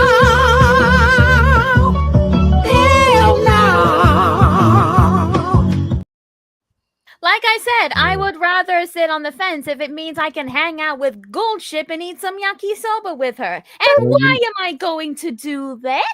and I still can't find the button I'm looking for. So I'm gonna have to hold up. I know. I'm gonna take every button out of this truck and I'm gonna rearrange it when I sign off today. 8 after. That means no Goldship. That means no Goldship. Unfortunately, I don't know where I put Goldship. Last one of Saturday takes place in Indianapolis, Indiana, and this is one I'm looking forward to calling. It is Indiana and top-ranked Ohio State, number 2 Indiana, if you can believe that, and number 1 Ohio State. Both teams are 12-0, and there is a number 1 seed in the college football playoff on the line in this game. It's Ohio State favored by 4. And they're calling for 47.5 on the over-under. I think personally it's going to be more. And I'm going to go downstairs to the dog to start this one. You're kind of muted, dog. You're muted, dog. Dog's muted. Oh. Try again. Mute him. You're still muted. He's doing that. While he figures out his problem, let's go next door to Allie. Oh, you had to do that to me, Snowman. Yes. I'll tell you what, I wrestled in my brain with this pick, but I can never count Ohio State out. Go Buckeyes. Next door to Pizzle. I'm calling for the upset. Give me the Hoosiers. Ha ha. Upstairs to Dietz. Indiana has great offense, but defense wins championships. And we always say it. Ric Flair said it the best. To be the champs, you got to unseat the champs. I'm going with the Buckeyes. Upstairs to me, and I'm going to use a phrase that's often used on Pain and Gain Pick'ems on Wednesdays. Sound the alarm. Sound the alarm. Yeah. I believe Indiana will unseat Ohio State, but I will add this. It's going to be a hell of a game. It's going to be a shootout because you have the 2 front runners for the Heisman Trophy in Julian Super Saiyan and Fernando Mendoza. I believe it will require overtime and it will require a walk-off. But I'm calling for the upset. I'm calling for Indiana to escape. And those Good luck with that. Those I know, but Indiana will cover. Indiana will cover. I will say that. I got him to cover and I got him to win. Victor, go ahead. No. No. Hell no. Put me on the fence, Coach. It is I can't do that. Wussy. way Pick too close to one. call. Victor, make a pick. That game You can do it. No. He picks the fence, and I think No. Jen. Okay, he's going on the fence, and I think Jen's going the same way. Let's have a Exactly. confirmation. Oh, that's what happened to the dog. Everything crashed. Am I forgetting? It seems my voice mod was not working, so I cannot do what I wanted to do. Uh-oh, that's not good. Yeah, but basically, I was gonna say, you're really expecting me to choose one of these two teams? One Say of no the more. defeated teams. Say no more. You ain't got to say no more. Please I know just where put she's me on going. the fence, because know where she's I going. know this is gonna be an intense game. Plenty of room Yeah. on the fence, ma'am. You know what I'd love for the final score to be in this game, although I don't think it will happen. Something like 51-48. I was thinking Let me guess, in favor of Yeah, Indianapolis. I want it to be something like 48-45, like Pizzle's picking, or 51-48, like I'm picking. And those are our picks. Western Michigan and Miami of Ohio. That's the MAC champion. That's the MAC championship, and that's in Detroit. Y'all want to pick this one? Kenneth, you don't make the rules. If I want to fence, I'm gonna fence. If Vic can fence, so can I. I'll go with Miami of Ohio. Why not? I'll go Miami of Ohio too. Ohio of Miami. Ohio of Miami. Even though it's all about the real Miami. The real you. That's where Dietz is going. Let's run the fence on Miami. Yeah, run So when are the NFL picks? in about 4.5 minutes. Okay. You bet. Let me send a shout to a school that I covered for 12 years, and that's the Brother Rice Crusaders. They are the 7A state champions, and they did it with a shutout. An amazing game. An amazing I watched game. it. I did too. I watched it, and I cried. And I cried because the closest I got when I covered them to getting to a state championship was 2005 when they played the monster that at the time was Lincoln Way East Griffins. And I have got to, Brian. I absolutely have to, since you're shouting out IHSA, I've got to shout out the Fenwick Friars, my hometown Friars, first football championship ever. And that's with the ghost of Johnny Latner looking over them, the great Heisman Trophy winner, and somebody I met who also let me put on his championship ring. It was it was fabulous. Oh my God. I still have pictures from that day. Johnny passed on a few years ago, but man, his spirit is alive and kicking. I tell you what, like I said, I covered Brother Rice for 12 years from 1999 to 2011. It was so much fun covering them for 4 different sports: football, basketball, baseball, and hockey. Yes, I did a couple of hockey games. The atmosphere in the Chicago Catholic League is nuts. And I'll say that. And I'll tell you the greatest game I ever called in the CCL was 2002 with Brother Rice and St. Rita, number 2 versus number 4. It was sunny when I got to St. Rita. By the time I climbed the booth, and I had to go upstairs to the roof because every media outlet in Chicago was there. It rained. I lost my umbrella. I was soaked to the bone. And the greatest part about that game, it went 6 overtimes. Oh, wow. Man. God. And at the time, and Allie, you remember this, St. Rita had a natural grass field. Yes. So Yes. by the time it was and they had a helmet with the St. Rita logo painted in the middle of the field, which I did see when I climbed upstairs to the booth. It was a mosh pit and a mud pit by halftime. I was soaked to the bone. My shoes were ruined, and I didn't care. I didn't care. The part about that, and I never told Pizzle this one. The part about that game, they were deep in the fourth quarter. St. Rita just got a long pass downfield, and it got coupled with a pass interference penalty, which put the ball at the 2-yard line. Ooh. And I'm in my trench coat, as I said, soaked to the bone because it rained the entire first half. I said, and I'm just looking for the game to be over because I wanted to go home. I said, I'll write my article for my website and I'll tell them congratulations on Monday when I make my rounds. I opened my big ass mouth and said, the only way this game continues is if Brother Rice forces a turnover. They handed it to the fullback running straight ahead in a 3-back set. And modified wishbone. They give it to Parker, the fullback, and I hear the PA announcer say fumble. Oh my gosh. Now they're in the far end zone. The end zone where I was facing was on the near side, and I saw the ball get punched out.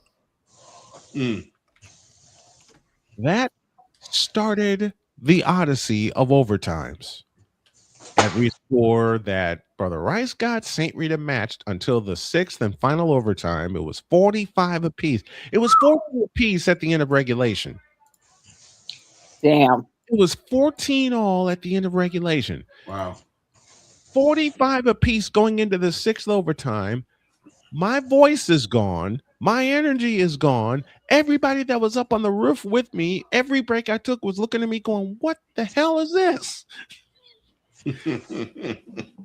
Rice gets a field goal, makes it 48-45. St. Rita punched it in 51-48, the final score. I wrapped it up. I didn't even do a post game. I just wanted to go home at this point.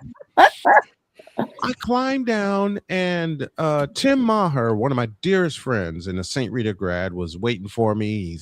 He says, great call upstairs. I said, thank you. I'm going home. I'll talk to you on Monday. And Tim and I are going to hook up and do some things pretty soon also. I climbed downstairs.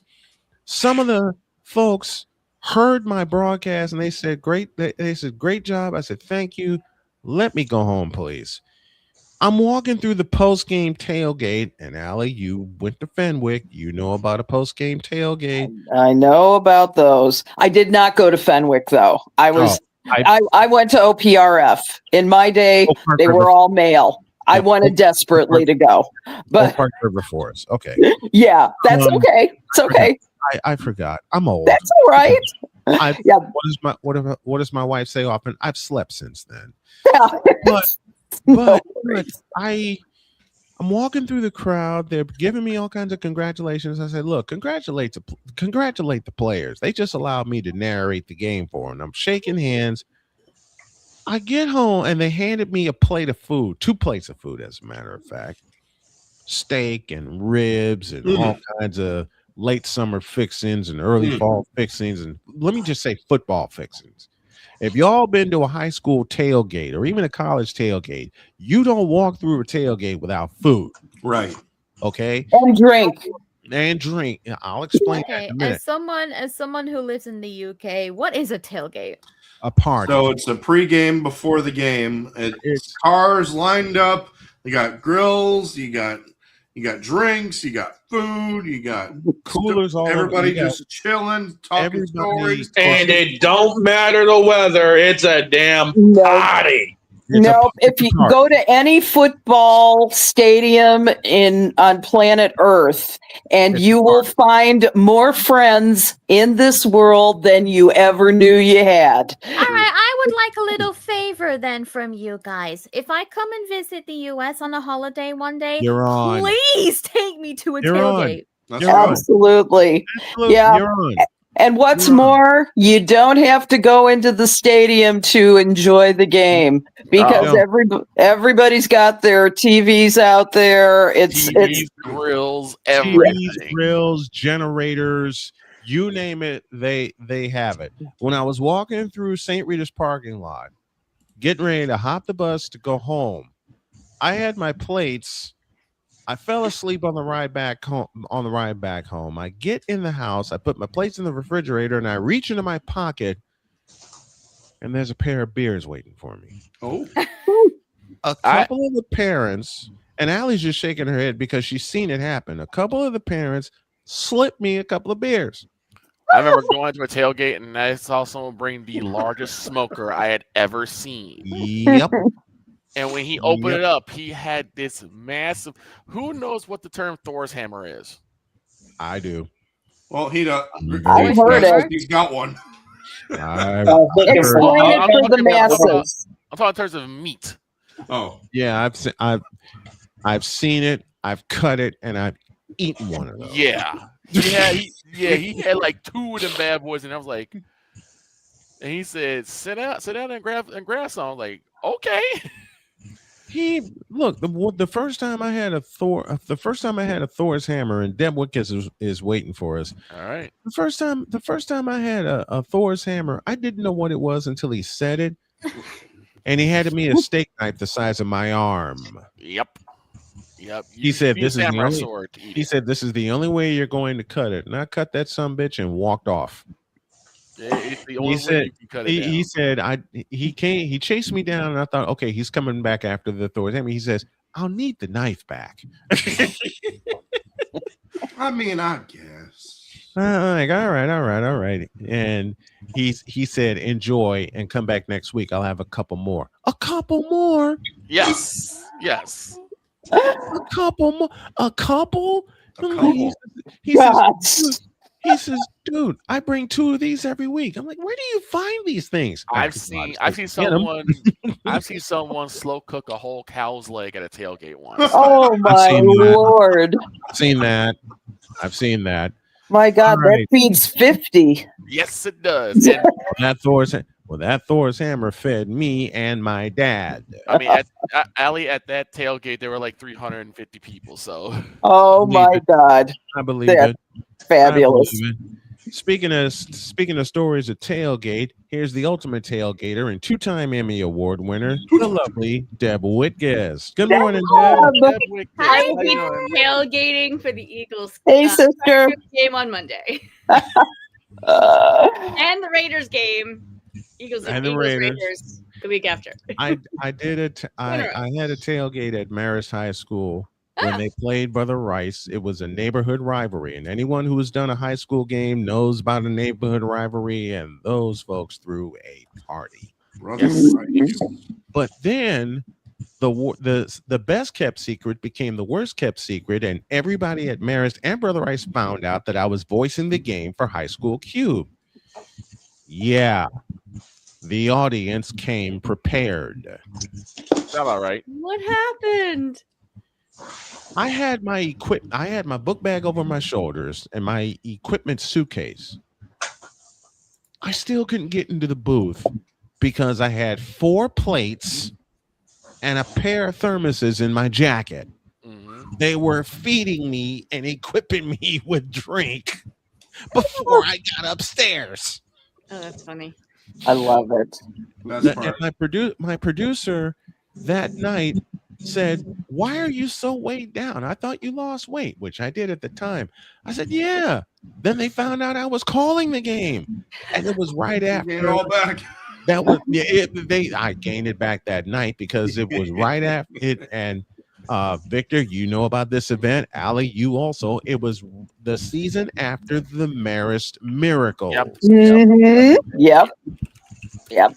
Which was a viral moment for me. Speaking of viral moments, Detroit had a couple. We talked about that at the top of the show. And to bring Vega back into the conversation, Deb is here, ready to make some picks. I was afraid because I thought Deb had got arrested for like chastising Nick Sirianni. If So that's the funny case, enough, that whole Kevin Petula throwing eggs, that's actually my family lives like around him. Oh wow. So you're not far off. No. Oh, okay. Joking, you joking. know what's You great? should never throw eggs, South Jersey. It's not No. appropriate. And No, if you do, it's don't not. get caught. It's not. And don't. And if you do, don't don't get caught. Just don't get caught. I mean, how many people have really wanted to throw eggs at Jerry Angelo's house back when he was GMing for the Bears? You Oh know, my gosh. you know what? A funny question for Vic and Allie. How many times did you want to throw eggs when Mark Trestman? All the Every time. single week of his life. It was those were 2 seasons I will never get back. And And you always blame him for. I've never known a coach so inept.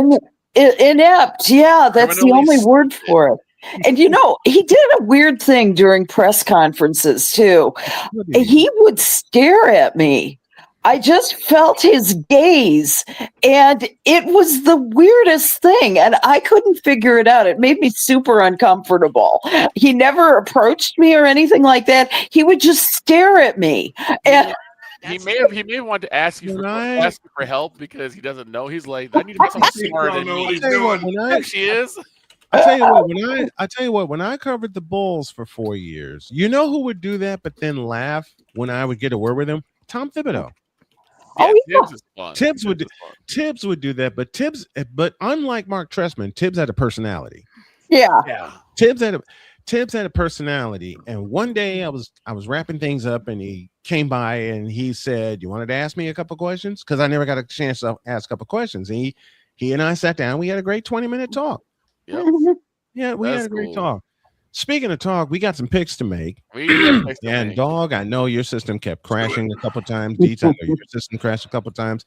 So I'm gonna do it from here. Let's bring. You know what? Where'd you do? Yeah, we're gonna do this. We're gonna do this the right way. If I can find the music I'm looking for, which I am. Ken, I need to find. And if I need to find the old. You know what? We're gonna do this the old ESPN Sunday Night Football style with this theme right here. Okay. This should get you ready for football. Okay. And we're going to start in Hot Atlanta. 1 p.m. kickoff starts in Atlanta with the Seahawks cold Atlanta. Seahawks and Falcons is your first matchup of the day. It is on Fox, Mercedes-Benz Stadium, in Hot Atlanta, Georgia. Seahawks are favored by 7 with an over-under of 44.5. I got the Seahawks to cover and to win. Deeds? Seattle. Allie? oh gosh, can you pick anybody but Seattle? No. Pizzle? I can't imagine anybody else winning that game. For the 3rd week in a row, if you saw Painting Game Pick'em, Seahawks are my lock of the week. He's locking it in. Dog to you. Dog? Gotta go Seattle. I mean, nothing. Gotta be Seattle. Do I need to ask Deb? Okay, so whose bird is bigger? I'm gonna go Seahawks. Wow, that's a mic So winning. Good one. Good one. What's up, Luna?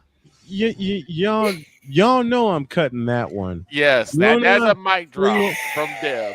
I almost spat out my drink, I haven't done Deb. mine yet. Oh, the claw.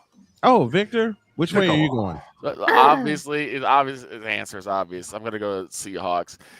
I'm words. surprised that it's only 3. It's only by 7. It should be favored by 70. With the way exactly. the 2 Chainz cousins messed up that game. Jeez Louise. Seahawks 6-7. Go. Luna, 3 words to you. 3 words. 3 words, please. Gotcha. Don't worry. I got you.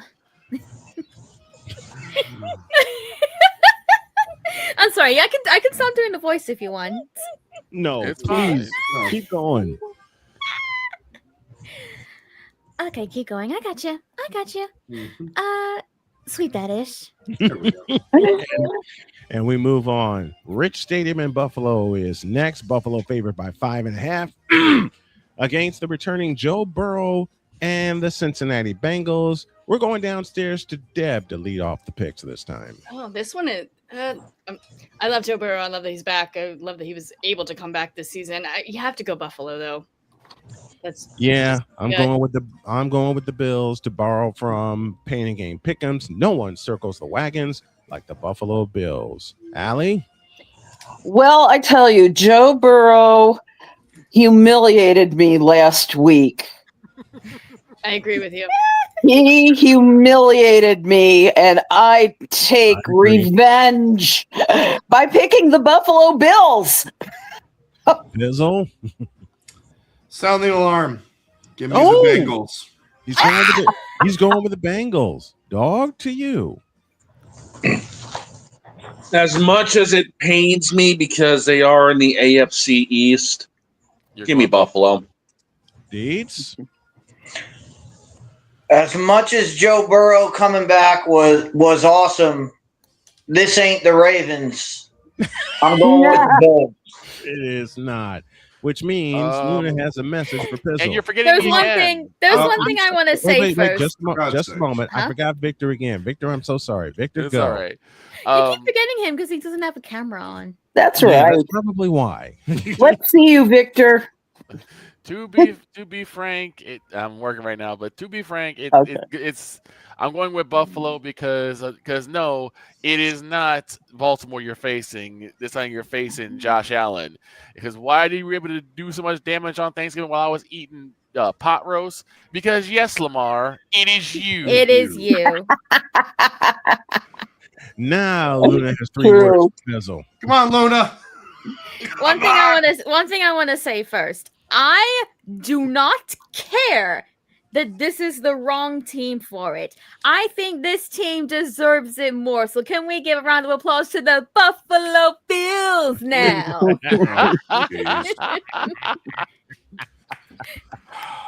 Yes, I said what I said. Chapel Bill does not deserve that anymore with how bad Fair they've been enough. performing. Fair enough. Hey, I'll take it.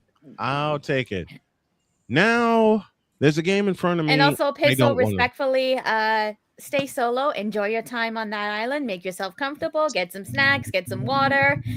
And A lot more than that. Throw him a lifeline. he's gonna need it. Oh my gosh. Oh, Because why would you go Cincinnati? now?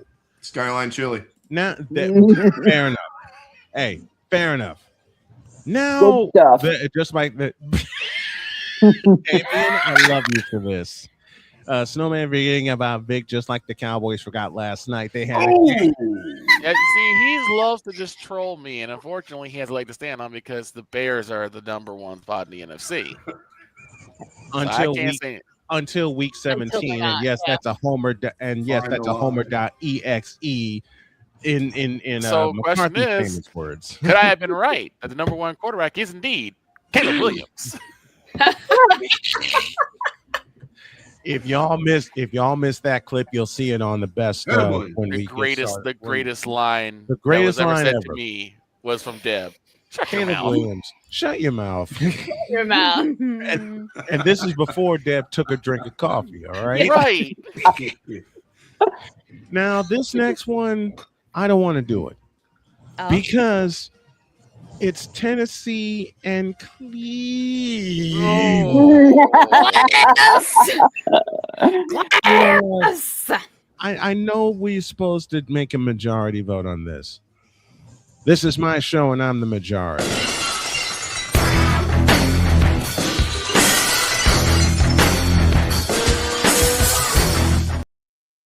Agreed. No. Deets, I what ain't you picking. pick? Because I know Deets likes to pick. I so know what you picking? Deets loves trolling me. So do I. When I play that element. Deets loves trolling me. So I'll start with him first. Deets, what say you? The question about this game is, will there be more points scored or will Myles Garrett have more sacks? Yes. The answer is yes. Then the answer is Myles Garrett will have more sacks than there are points on the board. Oh wow. It's probably like 6-3, and Myles Garrett gets like 9 sacks. I'm good with that. Next one, we go to Minnesota, and Paul Allen's drinking bill is going to go through the roof. Oh no! And we love you. We make that joke offer. We love you, Paul Allen. The Washington Redskins and the Minnesota Vikings. Let me try that again. I want to be sure I'm reading this right because I don't have my glasses. The Washington Redskins and the Minnesota Vikings, which once upon a time was a playoff game at the old Metrodome. This time it's at US Bank Stadium in Minneapolis, Minnesota. 1 p.m. is the kickoff. Vikings favored by 1.5. 42.5 is the over-under. And so I don't forget them. I'm going to start downstairs with Victor. Vic? Okay. Oh, it's really the turn of the walking wounded versus the walking inept. And unfortunately, I'm going to have to give it to the walking inept. I'm going to go with Minnesota because without JD5, I don't see Washington doing anything at all. Though Treylon Burks had a hell of a catch last week, and Washington should have won that game, I don't trust them, and I can't trust them. I am going, as much as it pains me to say it, I got to go with the Minnesota Vikings. Downstairs. Vikings. Deb, you're next. Oh, I'm sorry. I'm like debating because I really can't decide this game. We understand. I mean, Vikings put 0 on the board last game. They got skunked in Seattle. Unbelievable. I have to go Commanders. I cannot pick the Vikings. That's fair. Question is that mean Seattle's that good or is Minnesota that bad? Yes. Minnesota's that. Yeah. Thank you. Pizzle, you next. Skull. Allie? Let's say that this is a team, both of them are the biggest disappointments in the NFC this year. Agreed. So, saying that, Vikings will have JJ McCarthy back at quarterback. Not that that's saying very much. But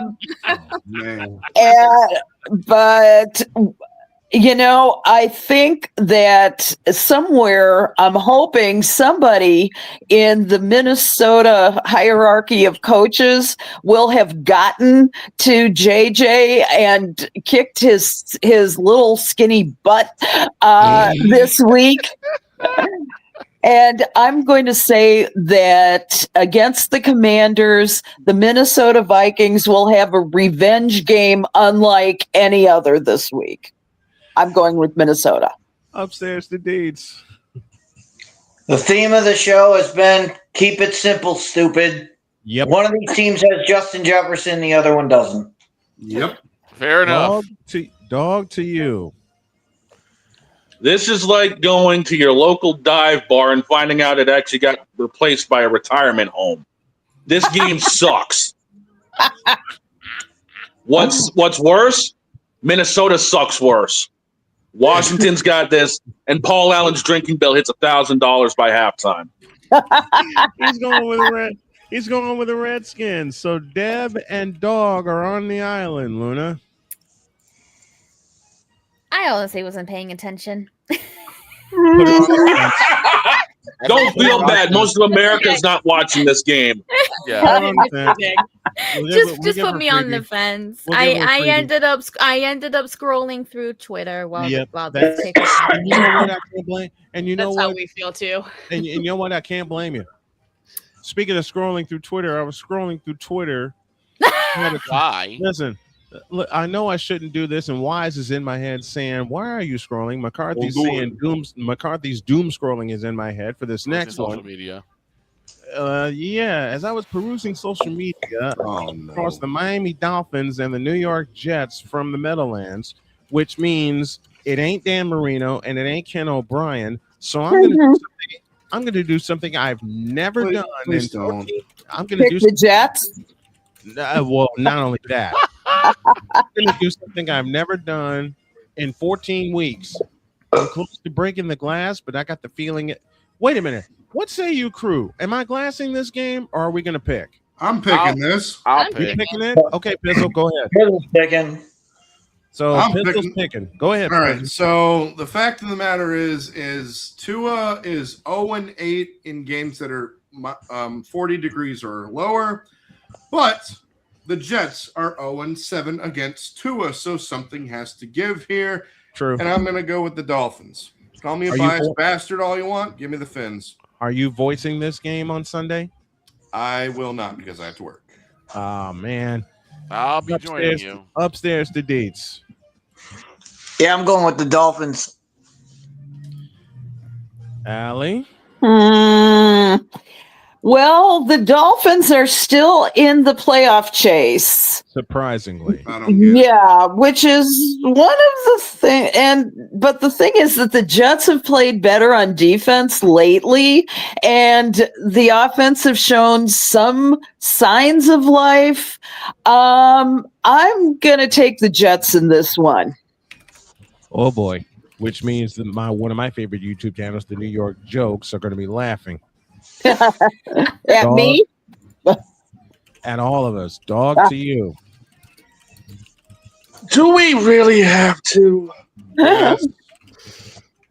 You're going to sit on the fence? No, I'm not sitting on the fence. Kermit the Frog is going to be too busy getting Miss Piggy pork. So give me Miami. Wow. Wow. Deb, to you. What in the world? Hey, Deb, try Yeah, that one. okay. The Jets actually won a game last week, barely. Yeah, miraculous. Yeah. A field goal there at the end. I have to go Dolphins. They're in the playoff race. More balanced. My turn. I'll go with the Dolphins. Victor? Hey, the New York Jets won a game against the Falcons. Hey. Big deal. Give me the Dolphins. It is not gonna be close. I'm following most New York Hey, Jets fans. the Jets have won 3 of their last 5 games. Wow. True, That's what I'm saying. I'm going JETS, just end the season. Just like I won't do the other one. It's a baseball reference, and It's Allie the Cubs. I know. I know Allie exactly. will beat me upside. Allie will beat me upside the head as she has done for the last 14. For the last 14 years that I've known her, every time She'll I make a Cubs joke, every time the greatest thing, one of the greatest things about the friendship I have with Allie, every time I make a Cubs joke, whether inadvertent or purposeful, she's giving me the death stare. Yep. Threaten with her. She's a Just foot like that. shorter than me. She's threatening to beat me upside the head with a baseball bat every time I meet I'm very strong. I know I you am know. very, very strong. I'm like, How oh, strong let's is it? not- let's Listen, not talk how about strong the is Cubs, Allie? How strong is Allie? You asked. When we covered a Sky game, she had to lift my equipment onto the table, which I couldn't get to because I was already situated. And I was squished in a corner. Don't ask how she lifted my equipment. Luna, are you sitting on the fence for this game? Yes. How many Yes, fences do I okay. have left on NFL, Don? You got enough. You've got 4 left. Okay, fence me. Which means I have the feeling the next 2 tank division games, she may use 2 of them. 2 teams I God, don't what talk are crap they? about. New Orleans and Tampa Bay, the next one. Ooh. I'll start with Deb. Tampa Bay favored by 8.5, over under 41.5, and Deb will start this round of picks. I mean, Tampa Bay is getting some of their key players back from injury. I'm going Tampa Bay. Dog. This is going to be a game where Baker shows he ain't no faker. Give me Tampa. Pizzle. He's not a Laker either. He's not a Laker. And he doesn't drink the He ain't a Laker. He don't drink the brown liquor. He don't. We love you, Hey, Tampa Bay. The Bucks are hot and ready to play. BUCCANEERS. Go Bucks. Part of the cannon. And I thank you, Gene Deckeroff. Allie? The Saints will be the 8th in this game. It's got to be Tampa Bay. They're ready. Dates to you. Another example of keep it simple, stupid. One team has Baker Mayfield, the other as a quarterback from Purdue. Which explains a lot. My turn. My turn. Lordy. Fire the cannons. Going with the Buccaneers. Fire them cannons. Victor. Yeah, it's gonna be a no-brainer here. Like they just try and give the division to the Buccaneers at this point. You'd rather see a better game between them and the Panthers. The Panthers are winning. And yeah, at least the Panthers are playing competent football, which means 3 words to Luna. Oh, wait. Are the Buccaneers Tampa Bay? Yes. They are. Ah, gotcha, Yes. gotcha. Okay, in that case, I'm guessing we're all in favor for Tampa? Yes, we are. Then sweep that Yes. ish. Let's go. It's Next all one has falling my into eyes. strategy. Next one has my eyes and voice on it. It's for first place in the AFC South as the Jacksonville Jaguars, the leaders, host the Indianapolis Colts. Colts are favored by 1.5, over under 47.5. Give me this dog on camera. Jonathan Taylor, Colts, don't let me down. Picking the Colts. Allie, don't let me down. Oh hell, Brian. We'll go with the Colts too, just to make you happy. Just so you won't be on an island, buddy. Hey, you're making this person happy too, because more than likely I may wind up on the island. Pizzle, downstairs to you. It's been 11 years since the Colts have won in Jacksonville. Wow. 2014 is the last time they did it. And I remember them doing it. Yep. It's going to be 12. Give me the Jags. Downstairs to the dog. There ain't a big enough BTE trigger, one-wigged angel, or anything like that. Indy's going to find out that they have another decent QB, and oh, by the way, Jonathan Taylor goes off for 250. Give me Indy to break that streak. Broken fibula. Upstairs. Say again. Daniel Jones has a broken fibula. Oh. Huh? And he's been trying to play through it, which means Taylor's going to get 30 carries in this game. I'm still picking the Colts, and here's my wanna parlay play of the day. Over under prop bet of the day, I beg your pardon. Over under for Jonathan Taylor, 200 yards. I say over against this run defense of the Jaguars. I'm still picking the Colts, and I think Taylor gets 200. Deb, you next. Yeah, you know what? This is going to be a really close game. I have the Colts. Let's go. JT, let's go. JT, let's go. Upstairs to Deets. Are we on the radio? Yes. Okay. Well, we have a saying at the bar. And the name of our fantasy league, which the one fan I know is RJ, happens to be a Jags fan, and the name of our league is FRJ. So I'm going with the Colts. Victor, you next. Yeah, you ain't getting no apology out of me this time. I'm going to go with the Indianapolis Colts, mainly because I just don't see Jacksonville's run defense stopping JT. He's going to run away with this MVP award. And what makes it so maddening for me is that Daniel Jones is trying to play through a broken fibula. We'll see how that goes up until kickoff. I'm still picking the Colts.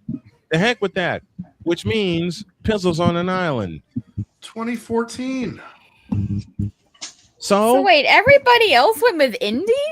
We all went Indy. Yeah. Yes. Well, here's what I'm gonna do. I'm actually gonna use one of my fences because as much as I would love to see INDY win this, given history, track record given the history that Pizzle said, I just want to watch it from a comfortable view and just pray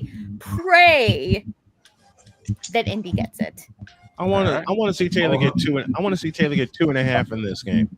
So yeah, even though I'm on the fence, I'm secretly praying. I want for Jonathan Taylor I'm reminded of a game where they played against the Patriots and they hadn't beaten the Patriots in a while, and Jonathan Taylor sealed it with a 67-yard touchdown run. I say that's what decides it in this game. Let's go to Baltimore. Can we just say Napoleon picked the Jaguars so we can have a apology on Monday? Yes.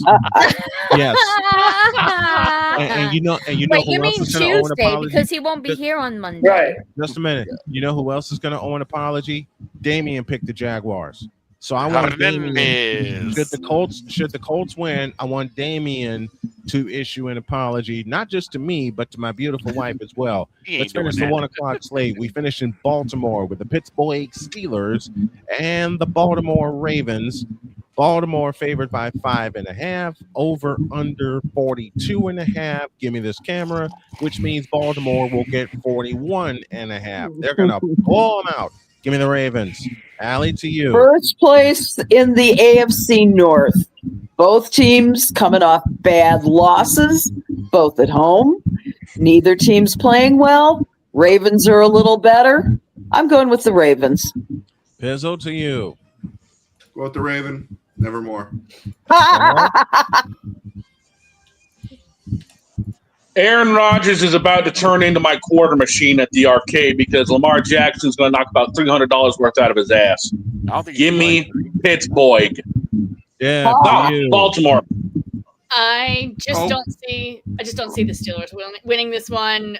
Ravens, I've got Lamar on my fantasy. I have to go Baltimore. Deets, you next. Both teams are bad.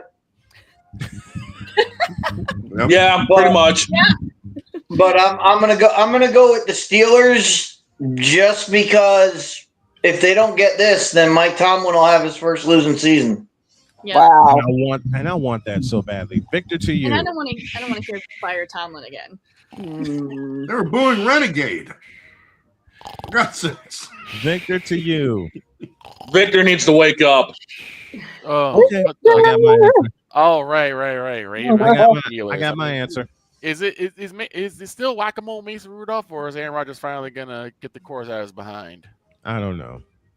Anyway, Who cares? I'm going Ravens simply because the Steelers are just at this point they just can't win any meaningful games.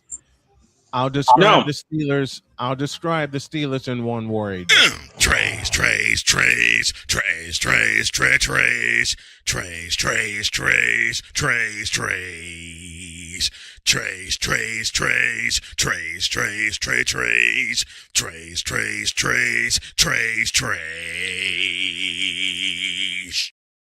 And if somehow the Steelers win, we all know the reason why. Because yes, Lamar, it is you. That's a lie. Yeah, I was just gonna say you could play that same clip and just say and just replace Ravens with Steelers and it's the same clip. True. Very true. True. They're both garbage. Which means Luna delivers a message to Deeds.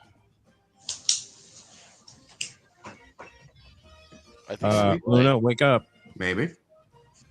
Perhaps. Luna. I think she had to step away. We'll come back to her. We got a few minutes left. All 4 o'clock games begin this way. 4:05 Broncos and Raiders. Shall I say we all sweep for the Broncos? Yes. Yes. We're all in favor of the Broncos. 4:25 Lambeau Field. Bears and Packers. And I say you know what? I'm gonna like saying this. I say Green Bay will sock them in the mouth.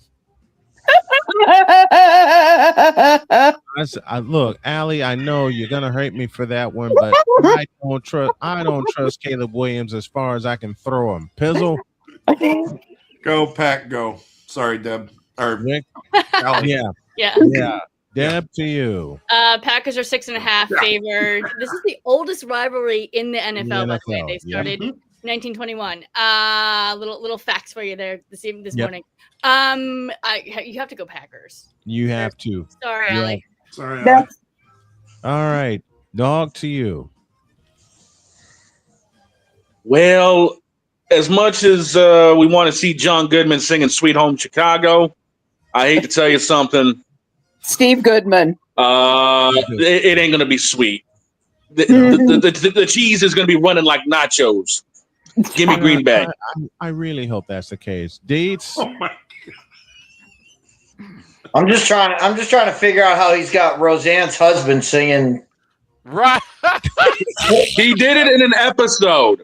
What just happened?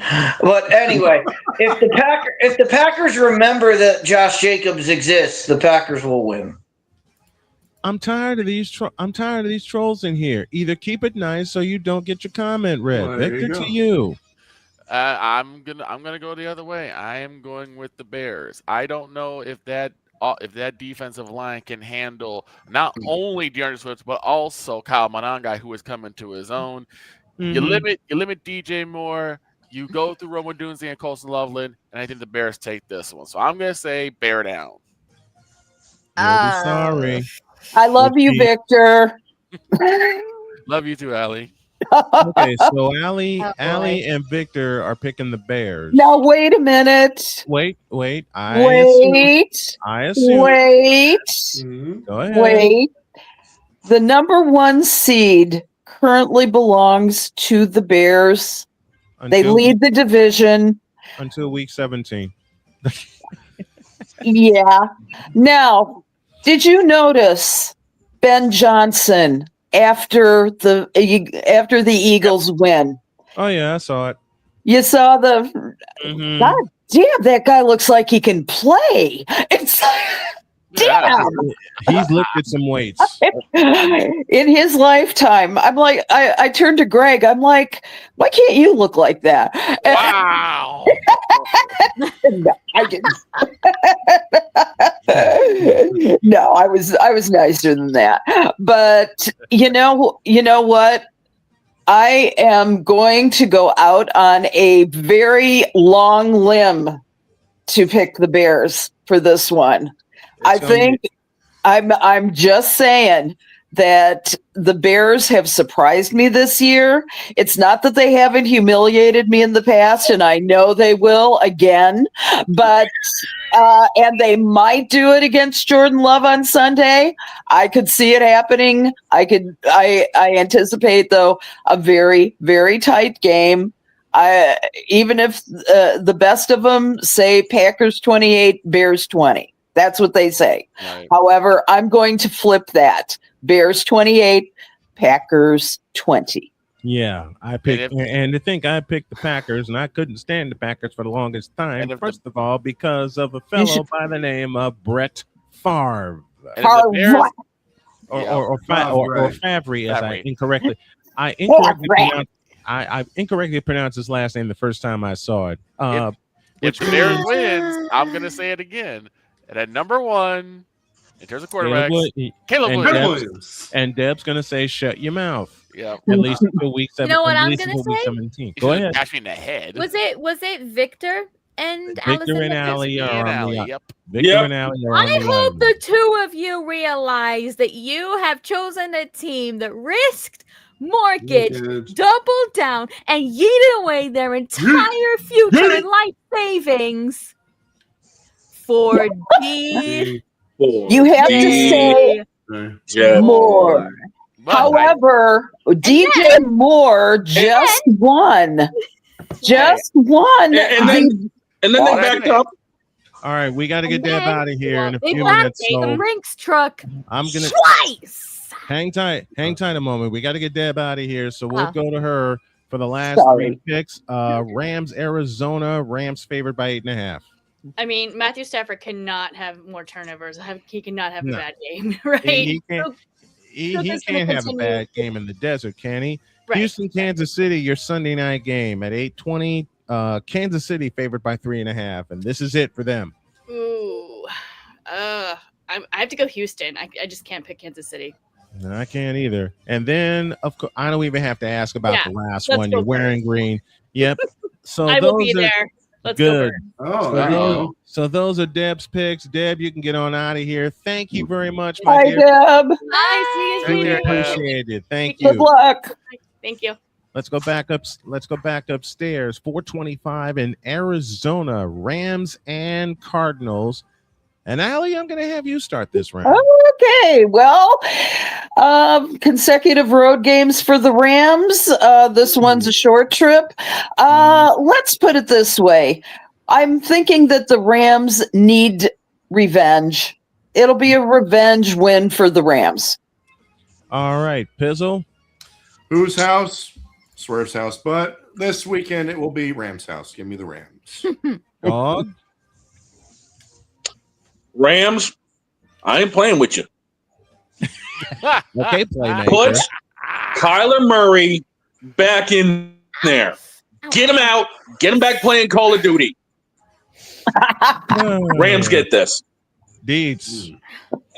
I was just going to make the joke. Even Kyler Murray isn't playing Black Ops 7. That's true. I mean, all right. You got to go with the Los Angeles Rams. Oh, not this guy again. So Yeah, that guy. Victor. Here's the thing. The Rams came in with paper bags over their head after they choked the lost to game away Carolina. to Carolina. Yep. When in doubt, when you need to pick me up, just beat up the Arizona Cardinals. Which my beloved Niners did twice this year. Thank you, God, for that.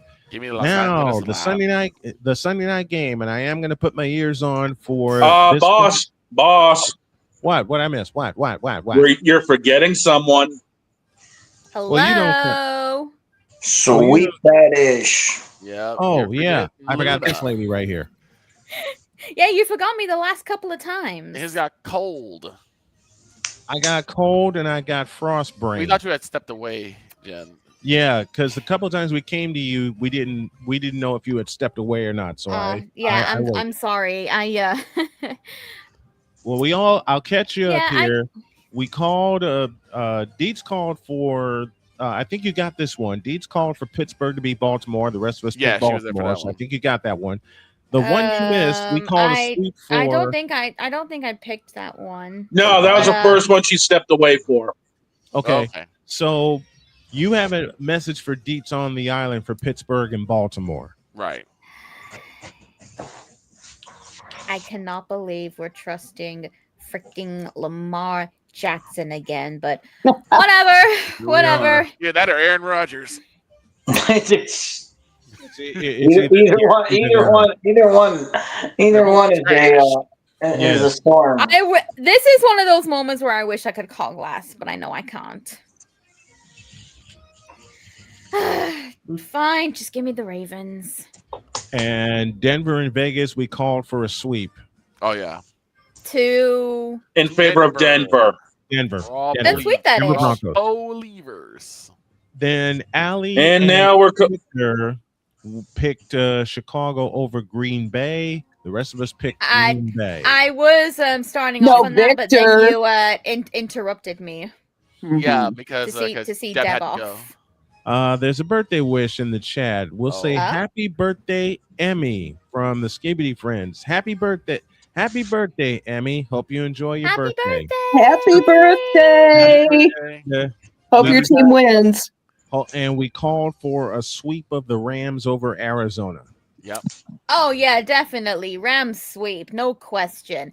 As for the Chicago Bears, again, like I was saying earlier, after the DJ Moore thing, and then you backed up the Brinks truck twice For Caleb Williams. You mean number one quarterback, Caleb Williams? He ain't the number one quarterback. Shut your mouth.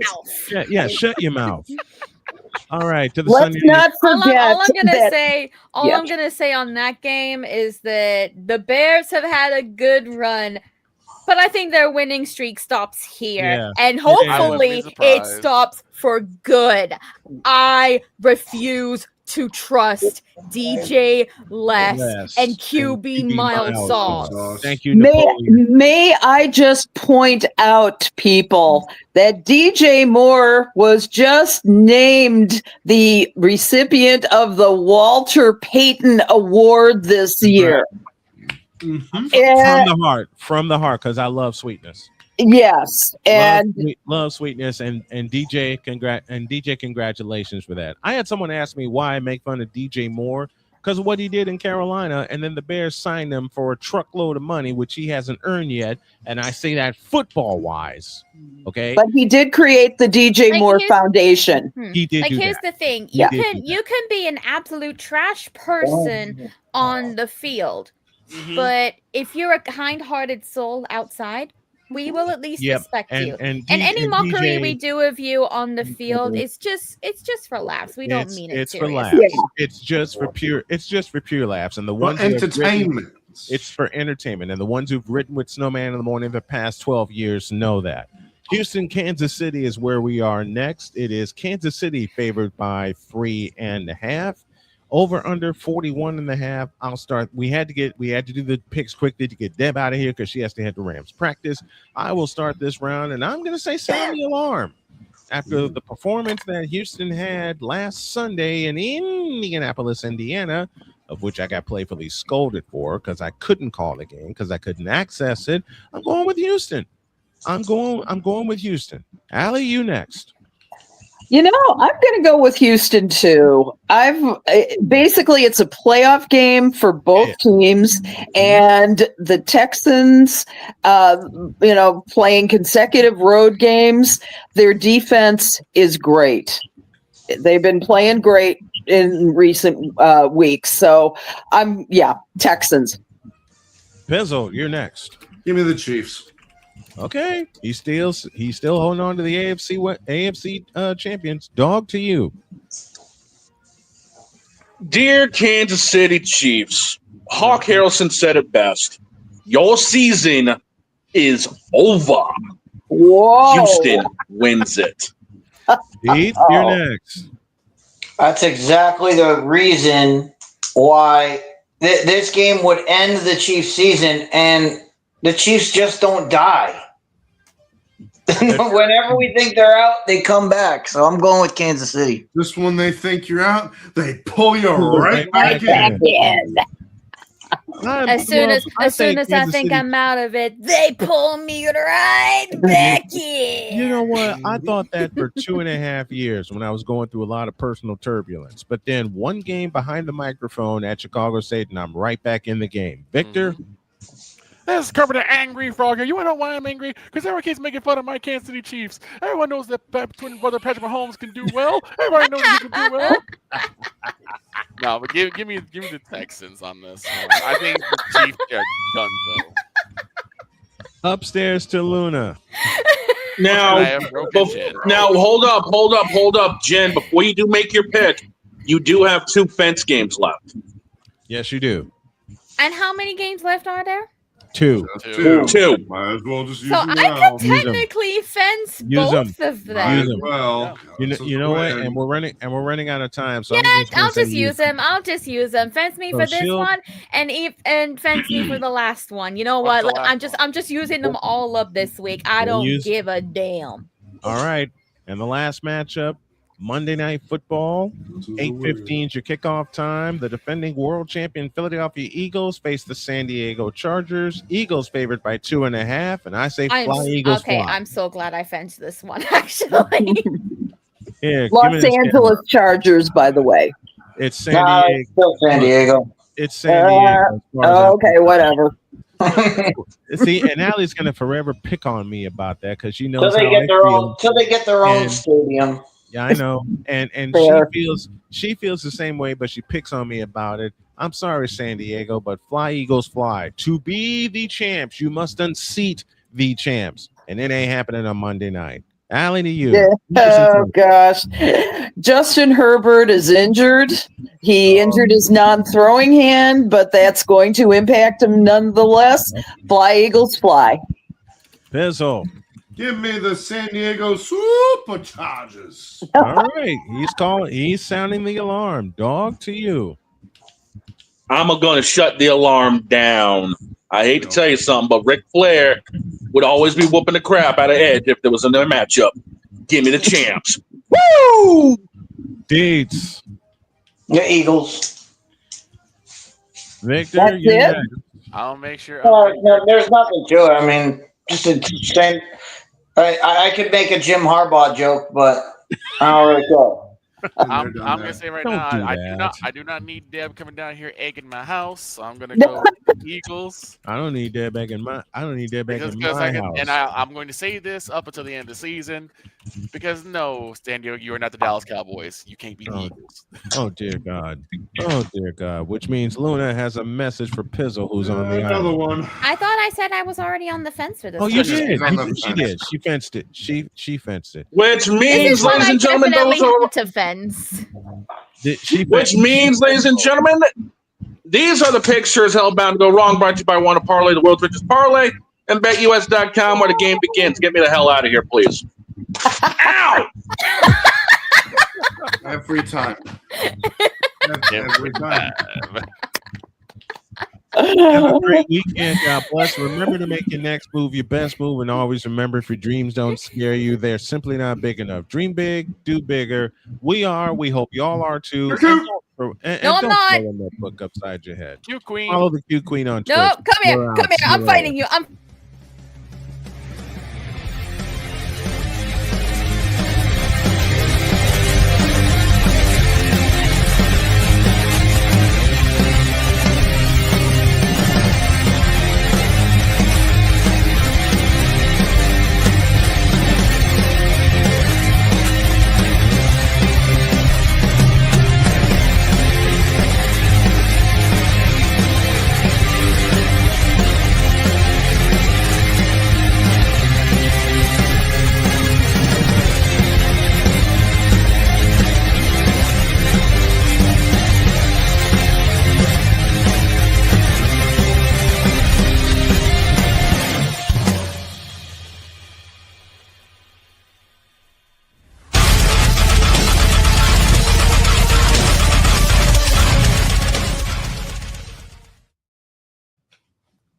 Or the roar even further because my wife's working. We love you guys. We'll see you on